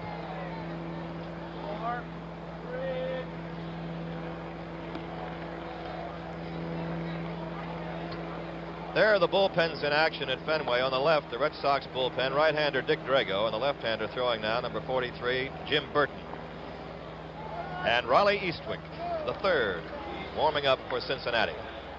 Ned, we saw Tony interviewing down in the interview area during the rain delay, but you know that he had to go visit his friend, don't you? Well, I assume that he and I Mr. happened Kissinger to cut up a walk few by old touches. Dr. and Mrs. Kissinger, and he was in the Red Sox dressing room, and a couple of good insight. He's really a baseball fan, Ned. And Joe, he said, surprise, isn't it, that Red Sox are running so much? Pretty good. And he said, not too bad. Isn't it going to change when they get to Cincinnati? In his diplomatic fashion, obviously. He knows it's going to change when they get there in their hometown park. Listen, Hedda Hopper, how's Nance? Nancy is doing just fine. I'm glad we have you along, Quebec. Get all his social notes here. We need it. Our roving reporter. Yeah. We're going to have let's see, Bill Lee taking his warm-ups. He'll be allowed a lot, of course, with the rain delay. All he got for warm-ups afterwards was striking out. And the spaceman has pitched 3 hit baseballs so far. Ned, while we got a chance here, certainly want to say hello to our friends at Armed Forces Radio and TV. There are 399 radio stations worldwide, 90 television outlets. It'll be delayed a week. The 1.5 million U.S. service and civilians that'll see and hear the World Series, NBC's coverage. Not too bad. Looking at that people warming up, Lee and Fisk. Number 20. Oh, yeah, here we go, Navy. Navy Day today here. 200th birthday of the U.S. Navy. Lee and Fisk, the battery, at one time were 1-2 men as player reps on this ball club. Fisk was a player rep and Lee was assistant. Now Lee is the player rep. Fisk wanted no more part of it. Here is Geronimo leading off and lacing one to center field, but Lynn is there. 1 out. Ed Armbruster was in the on-deck circle in the event that Geronimo had gotten on. Now he goes back to the dugout, and Merv Rettenmund has come out. Ned? Merv Rettenmund, who is one of the 2 American League players, ex-American Leaguers, who ever played in this park before, of the Cincinnati Reds. Rettenmund was a fine outfielder with the Baltimore Orioles. And actually, he was an unfortunate spot. He was a number 4 outfielder when they had Paul Blair and Don Buford and Frank Robinson. And he was considered one of the best 4th outfielders, but he never really got a chance. Went over to the National League a couple of years ago and hit .239 this year with 2 homers and 19 RBIs. Had a couple of sensational years for the Orioles. There's that changeup, popped up foul, Cecil Cooper there. 2 outs. Rettenmund batting for Billingham, or for the pitcher rather, McEnany, fouls out, and there are 2 away in the Cincinnati 8th, and he started him off with it that time. Unbelievable. Usually when you have a pinch hitter coming in, you want to show him smoke because he's been sitting there, especially on kind of a cold day like today, but he went the other way. Yastrzemski is playing mighty, mighty close. The batter, Pete Rose. Yaz playing the shallow left field. Dropped it over, strike 1. Rose is 1 for 3. He singled to left his last time up. Petrocelli standing down in third. He's about got 1 foot in foul territory. 1-1. Really guarding the line. There's Rico policing around there. He was way over toward the bag, and that's where he'll go now. Again. Don't want to get Rose anything down into that corner because that's a sure double. The way he hustles on the bases, even one hit off the railing might be a double. 1-1.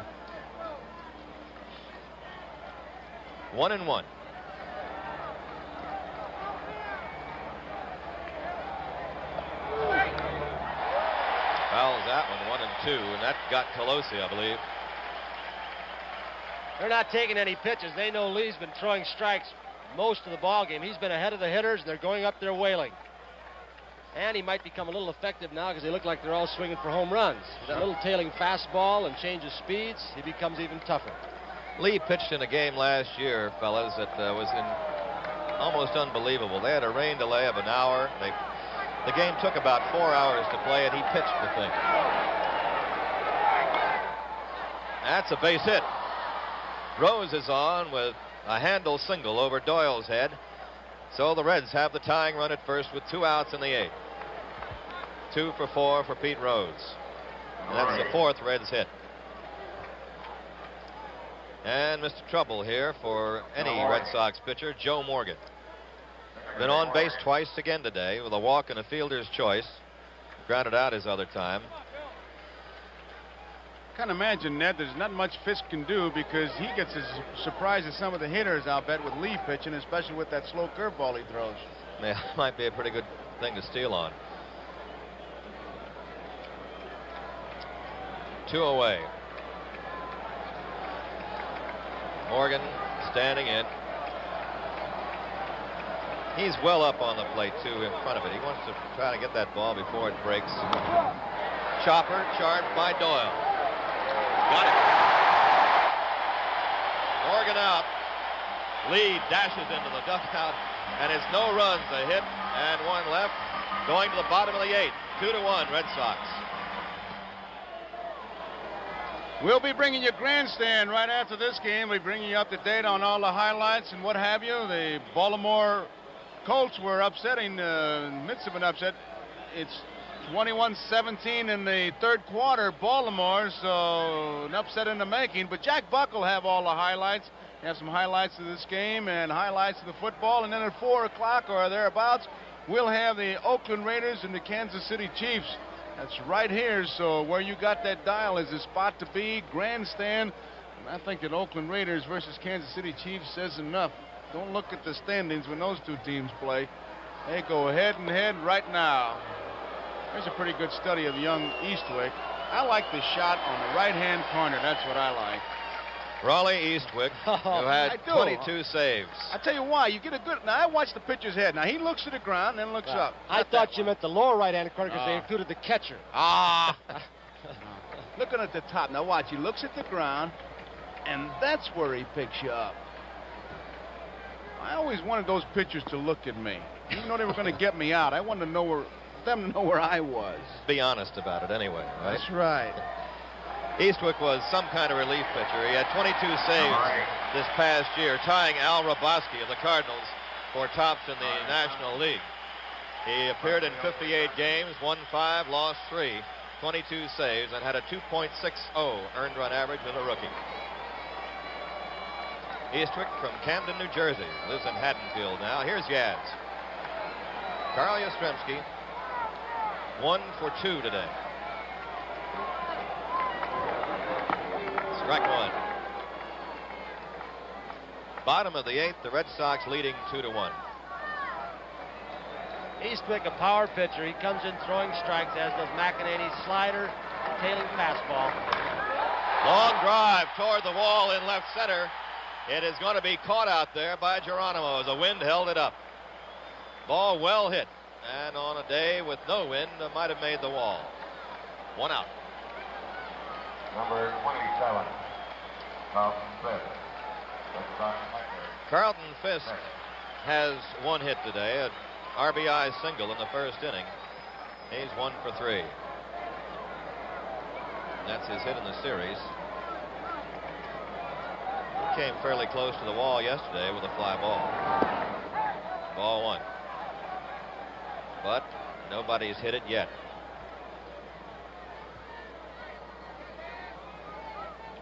If you're looking to the Reds' 9th inning, they will have the meat of their order up. Bench, Perez, and Foster against Lee.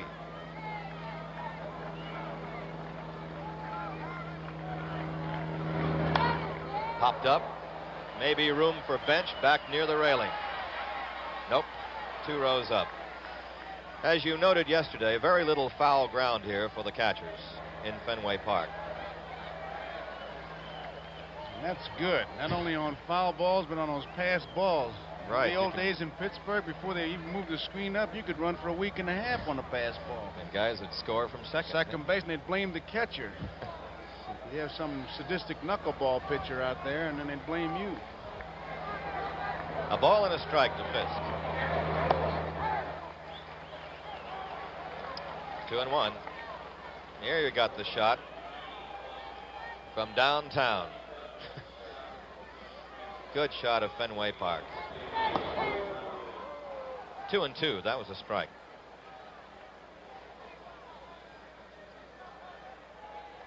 Carlton Fisk from New Hampshire, one of the few New Hampshireites in Major League Baseball. There's his manager, Darrell Johnson.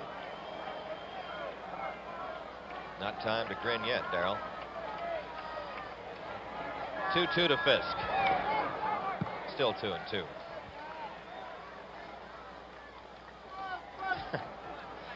Legs. Defeat legs. Oh. Defeat the Red Legs. 2 balls, 2 strikes. Kept the running away from them. The slider, 3-2. Sparky Anderson, his crew looking a little bit tense right now. 3-2 to Fisk. And he walked him.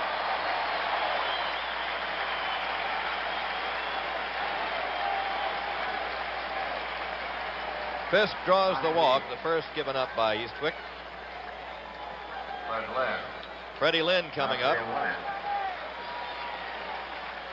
Lynn is 0 for 3 today. Grounded out, flat out twice. As you can see, he did it all, is right, in 1975.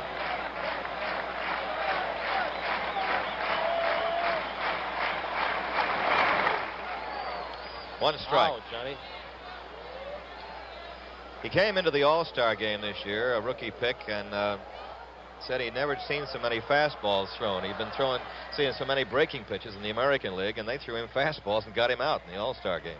Ned, you've seen one of the nice things an umpire will do, dust a plate when it doesn't need it, to give Johnny Bench a chance to get a breather. He took one of those real shots off the leg, and Colosi gave him a little time to get his pieces back in order. Good point. A bad rip that time by Lynn, the count 0-2. Ned, one of the things I like about Lynn is even if he's not hitting, he's still a big contributor to winning ball games. We've seen it already today, a great catch he made. It's 1-2. No, he doesn't get down on himself, and I think that was a very big point about the fellow you interviewed, Jim Rice. He was even more so than Lynn. The 0 for 4 days don't make him hang his head. He comes back. Just got a piece of that. 1-2. I saw a quote by Lynn when they asked him, could he believe the year he's having? He says, well, maybe someday this winter when I'm out in a boat fishing, it might be jump right out at me. But he said, right now it's too much day to day for me to worry about it. Looking at Roger Moret in the bullpen for the Red Sox.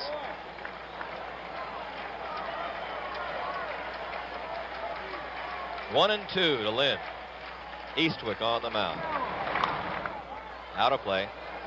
Would have been a great replay, not the foul. Moret blowing that little bubble out there. He's out of the competition. He's one of the Garagiola losers. He was a pretty good one, though. He had a shot at it for a while. Yeah, he was all right, but he didn't.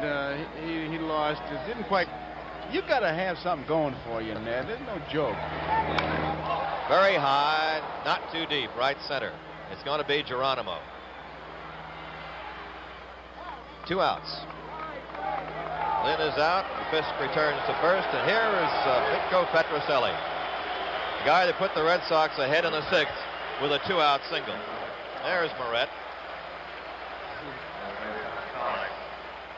Roger had the best winning percentage in the American League this year.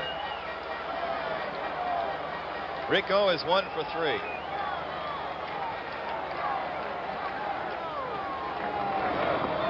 Ball 1. Is Rico quitting again this year? Well, it's not this time of quitting. He is going to be examined by a doctor, though, on this inner ear thing. If they figure that he's taking heavy medication for it now to keep it down, but if there's any chance of it flaring, I don't think they would want him to play because you get hit in the head or something happen, why it could be dangerous. 2-0. He did say last year he was going to quit and then decided to come back. He wanted to be traded. A lot of things went through his mind. He had the problem, litigation off season several years ago, which he eventually won, of course, but things like that bothered him. And he's been a heck of a ball player through 10 years here.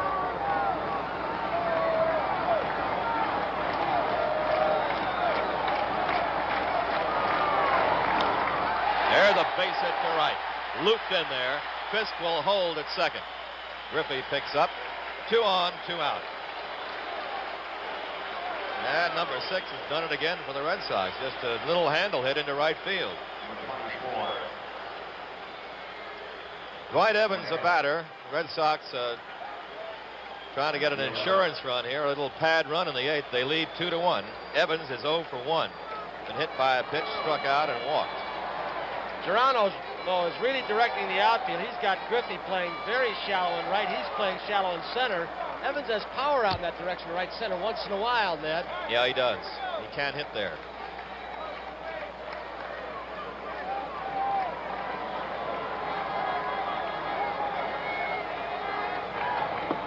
Strike. Good pitch by Eastwick.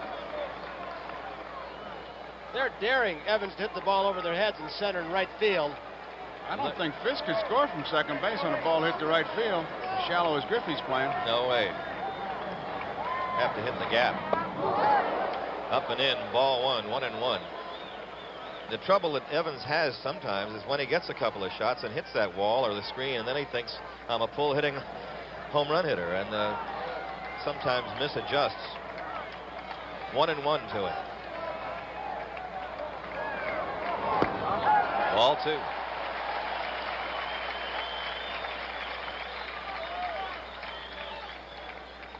There's that situation again. Pitch away, get in trouble, get behind. Lay back, wait for the fastball. Good pitch again. Called strike. Count is 2-2 now. Evans not caring for it.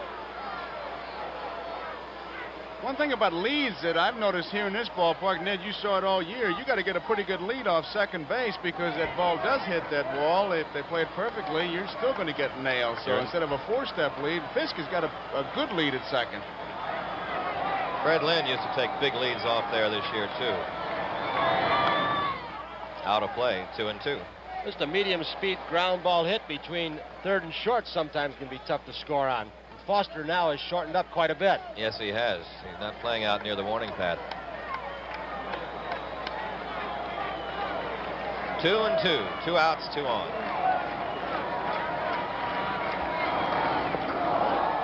Foul ball. Not even checking on that one. Excuse me, Ned. If you're an infielder in this situation, one thing's got to be on your mind. Knock the ball down. You've got to dive to stop that ball from going to the outfield. One thing that could hurt, I guess, on that wet outfield is the ball to die there before somebody gets to it. Strike 3, he's out. Eastwick got him on the inside corner. No runs, a hit, and 2 left. And going to the 9th, it is 2-1 Red Sox. The preceding announcement was furnished by Major League Baseball. So here we go to the top of the 9th. The Red Sox leading the Reds 2-1 as Bill Lee will face Bench, Perez, and Foster with Concepcion behind them. Lee has pitched a 4-hitter. The go-ahead run by the Red Sox was unearned. That's the kind of ball game this has been. Tough, tight, taut. Here's Bench. Base hit right field, maybe more than one. Evans tracks it down. Bench will take 2. Double. Tying run at second base, nobody out. Ned, we didn't get a chance because he hit the first pitch, but they had shifted on him. They had thrown all their strength towards left field and the third base line, and Lee hung a ball outside and had John pull it. He had a tough time pulling it through for a base hit, but he went with it, and it's an extra base hit, and here comes Darrell Johnson. Johnson out to talk to Lee. It's been a long while since Lee has gone 9 innings, and that was in that the August 24th game. Figuring on what to do now with Bench at second base and the tough part of the order still coming up, and of course with Cincinnati, every part of the order is tough. Tony Perez, a right-handed hitter, to be followed by Foster and Concepcion. They're going to go to the bullpen. They want the right-hander Dick Drago to come on to pitch to Perez. So Bill Lee, who will get quite a hand here as he leaves. Here it is. Everybody up at Fenway, the Red Sox faithful.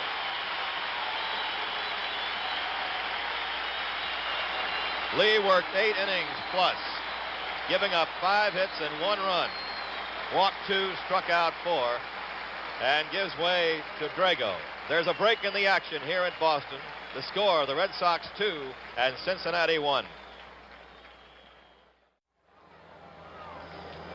There is Dick Drago, the hard-throwing right-hander who saved 2 ball games in the playoffs, 1 official save.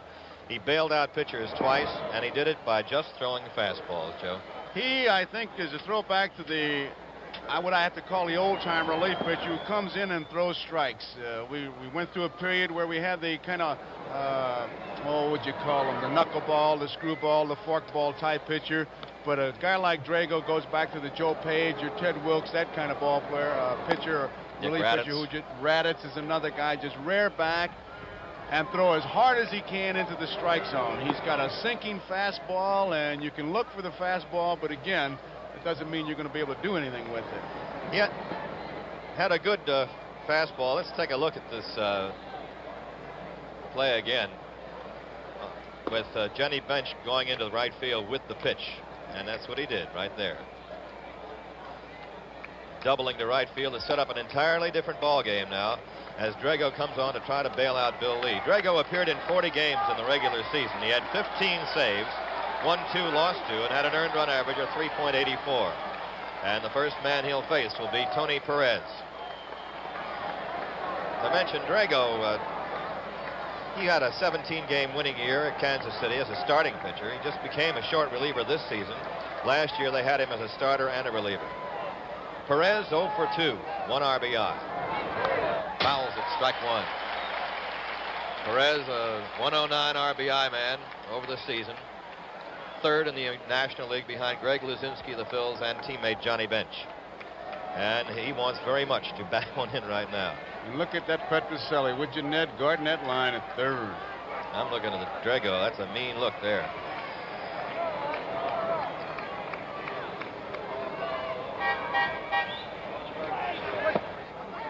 One ball, 1 strike.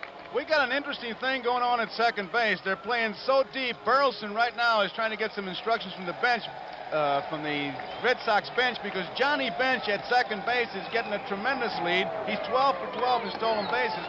You take him for granted, and he's going to be hook sliding into 3rd. All right, we'll see what gives now. 1-1. Doyle bluffing toward second. A chopper toward the middle. Burleson will have to play to first. He gets his man, but Bench goes to 3rd. No other play could be made on a medium-speed ground ball toward the center of the diamond. 1 out and the tying run at 3rd. George Foster, the hitter. Number 15. And a big, big spot for Drago. George Foster. Our statistician, Left field, Foster. Alan Roth. Production stage manager, Jim O'Gorman. Field supervisor, Huey McDermott. Our thanks to them. The Red Sox bring the infield in. Doyle and Burleson 2 or 3 steps off the grass.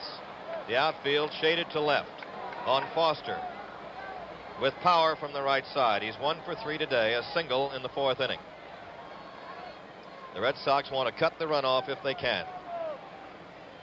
Now Burleson wants a word with Drago, and Fisk comes out. One thing that Burleson did establish himself this year, Joe, was the fact that he could be the field leader, and the Red Sox haven't had a take charge guy in the infield for a long while. Now the manager's going to join. I can't blame Darrell for wanting to come out here to find out what's going on. I'm sure that one of the things they're talking about is the possibility of a squeeze play and just what exactly is going to happen. Do you knock the hitter down? Do you throw away from him? You want to set that up in your mind. And Burleson, I will say this, and I'd love to see it, if there's any doubt in your mind at all, call a meeting. Now's the time to call a meeting, not in the clubhouse when you say, man, I wish I'd have gone out there and said something. They get everything squared away. There's really no strategy here. They know how to pitch to Foster, and if Drago's going to get out of it, he's going to get out of it with his good sinking fastball. This is not the time to think. This is the time to throw. Red Sox have a couple of people throwing in their bullpen, and so do the Reds. Okay, here's Foster. There is Jim Willoughby as the right-hander, Jim Burton the left-hander in the bullpen for Boston.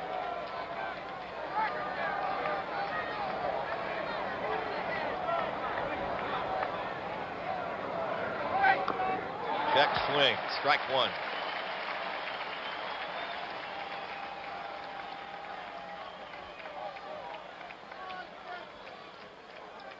big spot here.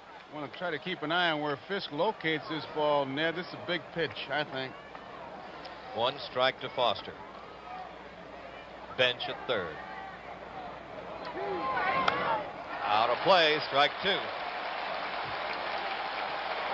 So now Drago has the edge on Foster, 0-2. Your decision behind the plate now is, do you go out and get him right away, or do you throw this pitch, set up your 1-ball, 2-strike pitch? Well, yeah, a hitter like this, you might do that. 2 strikes. Just missed. That's what he did. That was a great pitch because he was going to the outside part of the plate, but if he was going to miss, he was going to miss it to the outside and not give him that good pitch to hit. But here's where he's going to go get him. We'll take a look at that pitch. Now, if you miss outside, which he did. If he misses inside, he's in trouble. But I got to believe he's going out and getting him right now. Here's your pitching decision. 1 ball, 2 strikes to Foster. Out of play again. He's keeping it away from Foster. Not wanting him to get anything down that he can pull. Yastrzemski's playing him straight away and shallow in left, but respecting his ability to hit it toward the line. Lynn is shading him toward left center. There's Yaz. They bunch him up to left center field and give him a hole in right center field.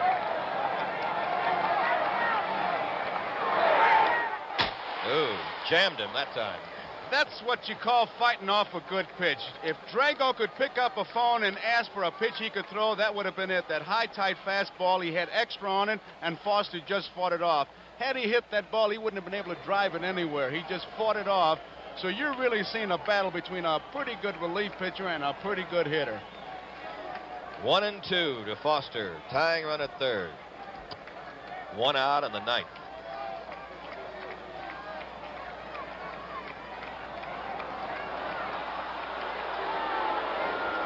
Foster taking a little edge off by backing out.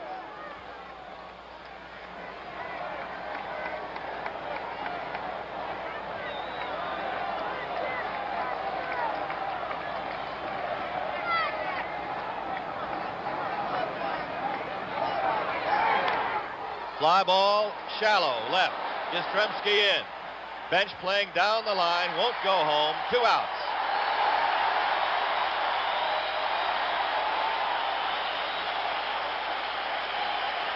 A big out there, Mr. Garagiola. Yes, sir, Ned, and I tell you, it was a pretty good battle. And Drago shaking off the 1 pitch. I'm sure that Fisk was going to go with the fastball all the way, and many times what you do is put down fastball and have him shake you off. You tell him to shake you off to get that hitter thinking, and what makes you do a thing like that is Foster backing out of the box a couple times. You know he was thinking. That was quite a battle. So now it's down to 1 out to go for Drago, and a base hit to go for Concepcion if they want to send this game farther than it is, or give the Red Sox a chance in the 9th. Dave Concepcion is 0 for 3. Grounded to short, flied out twice. Bench at third. The windup by Drago.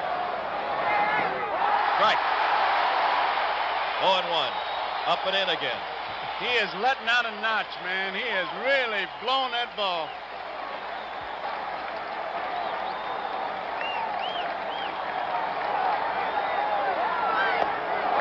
Oh, that's as hard as he's thrown one.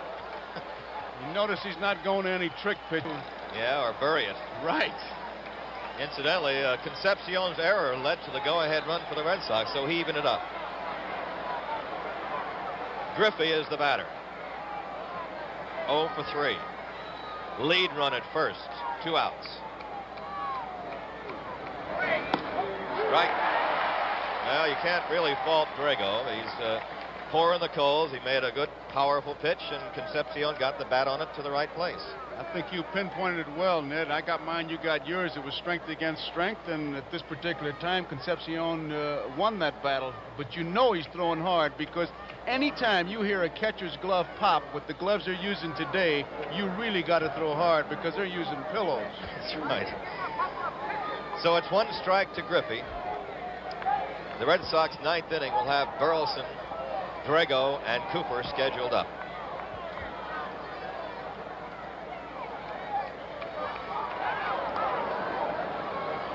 keeping him there.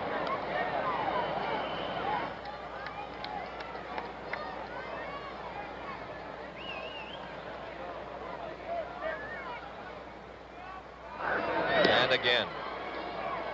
He's got some ideas, but Drago's doing a good job. He's got a pretty good move for right-hander.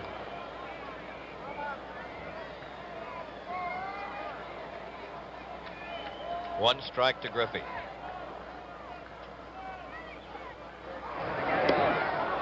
Going to send him back there a few more times. Take a step away and keep him there. They want no one at the mid-station, as they say. One strike to Griffey with 2 outs in the top of the ninth. Game tied 2-2.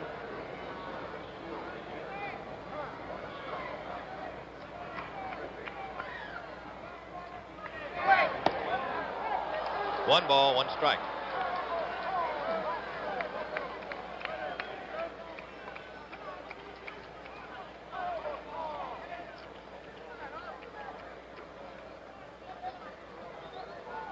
Griffey has pulled the ball twice to Cooper at first. That was against Lee.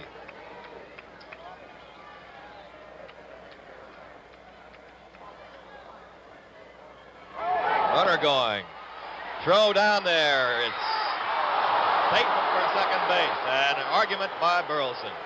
Throw a little bit low by Fisk. Otherwise, he might have had it. He threw that ball straight down. He gets the ball in pretty good shape, but watch him as he comes up. He guns it down. Kind of right down. Yep. Held on to just a bit too long. Nice pickup of second base by Burleson. Hey. But he was under the tag. Got in just under the tag on a pretty close play. Well covered.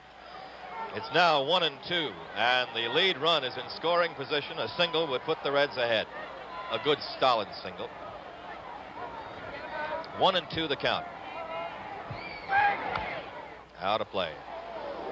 You know, it's going to sound like a cop-out because having been a catcher, but it is a little bit cold here, and I don't care whether you're catching as much as Fisk has. It's just a little tougher to throw on a day like today. Well, it is. It really is. Fisk had thrown 2 out in the series. Pretty good save by Burleson, as it turned out. You almost got him. 1-2.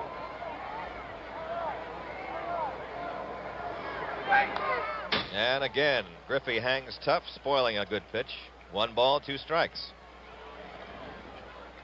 Reds putting on the pressure in the ninth inning, as they have done so often. That's what gets them there. A team that can come back, take advantage of everything, get the base hit, the off-field base hit by Bench, and then with 2 outs, the ground ball that scores the run.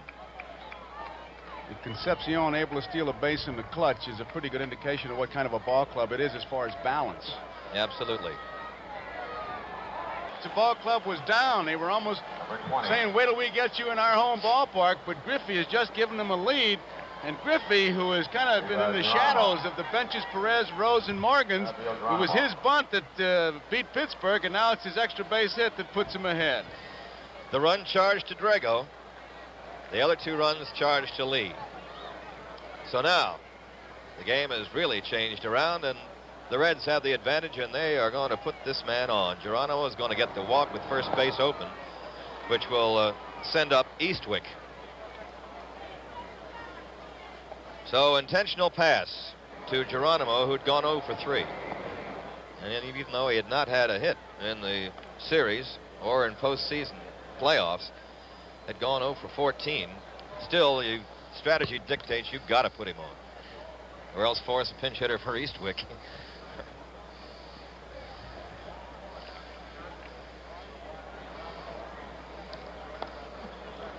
Ned, with all it, there is Bob Housen of the Cincinnati Reds, a president. Feeling a lot better now, isn't he? Yeah. I started to say, with all the talk about the wall, that's the chairman of the board, Lou Nippert, next to him in a light coat. With all the talk about the wall and what they were going to do, it was a 5-hopper that Doyle was able to come up with. It's been the big hit so far. Yeah, and a medium-speed ground ball by Perez that got benched to third in the first place. But then, of course, that's all academic after the double by Griffin.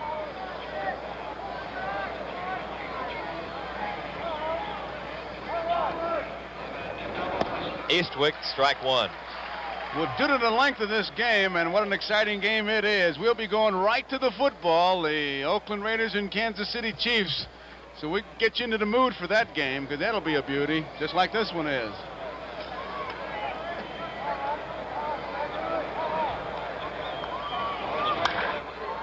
Doyle to Burleson. Got the bag in time, and Eastwick is out, or he forces out the runner Geronimo. 4-6. Going to the bottom of the ninth. 3-2 Cincinnati. We pause briefly for station identification. This is the NBC Television Network.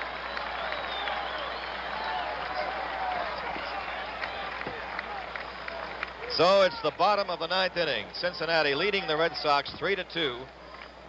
Rick Burleson will be first up. There'll be a pinch hitter for Dick Drago and then Cecil Cooper, as Raleigh Eastwick has a chance to nail one down in the big one, and a very big one for the Reds. 3 runs, 7 hits for Cincinnati, 1 error. 2 runs, 7 hits, no errors for the Red Sox, and that's how even the game has been.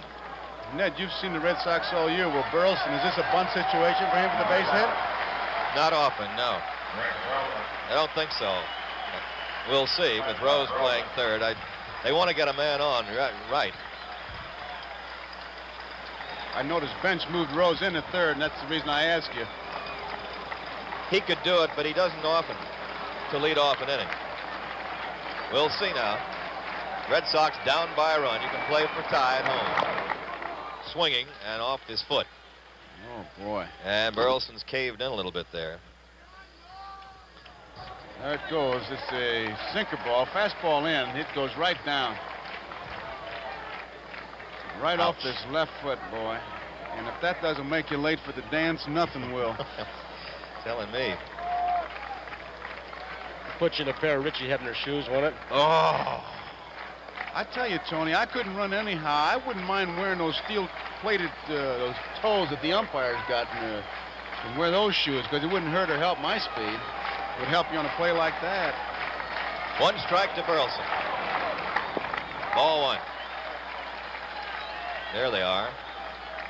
You get the steel in the toe, and Colossus got dirt on the heel right now. It's been a long day for him. Pop up, shallow right. Look how shallow Griffey was playing.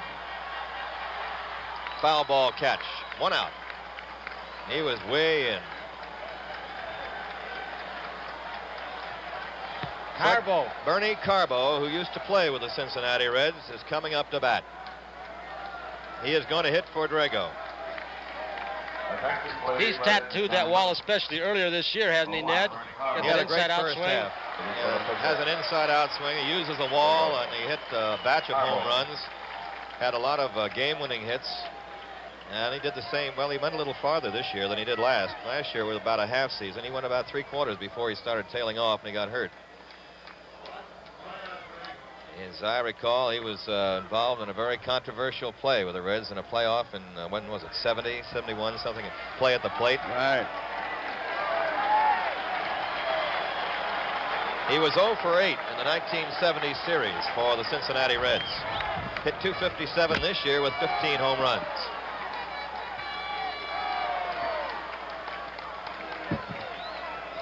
Eastwick to Carbo. Tried it that time and hit late on the fastball, 1, and he hit the foul ball. Show you what kind of prospect Carbo was. He's going to get a new bat. He may have had it sawed off. He was drafted by the Reds before Johnny Bench. Yeah, he was, and he also was Rookie of the Year his first year up in the National League.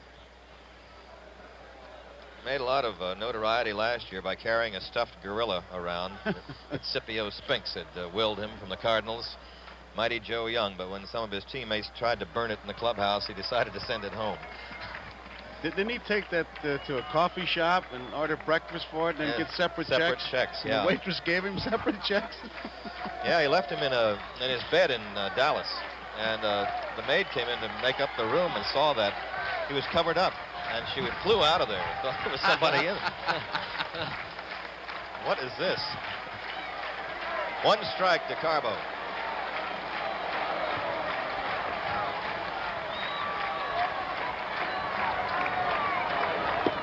Ball 1. 1-1. The Red Sox are used to Garrison finishes, though. They've They may not do it today, but they had a bunch of them here in this ballpark this season. Little looping foul, that's out of play. Eastwick sawed him off that time. So far, they've got a pretty good book on Carver. That's where they try and pitch him. He drops that bat. A little more of an outside hitter and low ball hitter if it's away. In the old days, Tony, you'd say you aim for the belt buckle, but with these uniforms, you don't. You just aim for the middle of them. They just jam him with that slider, and that was a perfect pitch. 1-2 to Bernardo.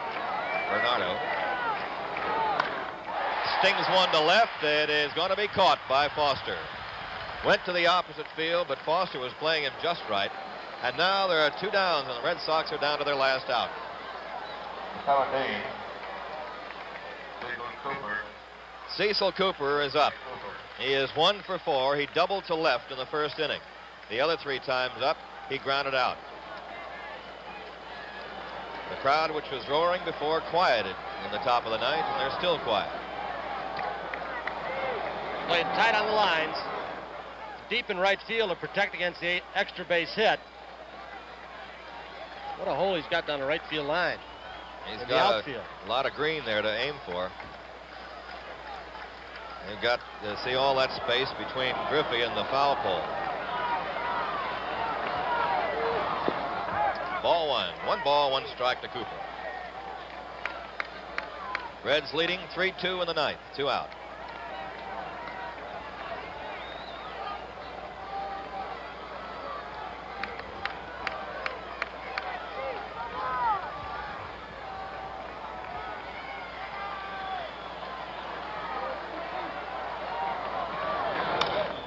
This should do it. Popped up towards short. Concepcion there, and that's it as the Reds take it in the second game of the series. 3 up and 3 down in the ninth inning. Nothing across. The final score, Cincinnati beating the Red Sox 3-2 with a winner, Eastwick, and the loser, Dick Drago.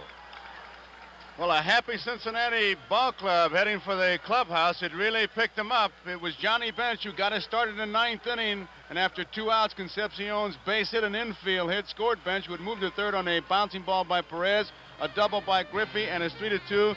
And that's it. The final score, once again, Cincinnati 3, Boston 2. The World Series is tied at a game apiece. This is Joe Garagiola with Ned Martin and Tony Kubek saying goodbye from Boston.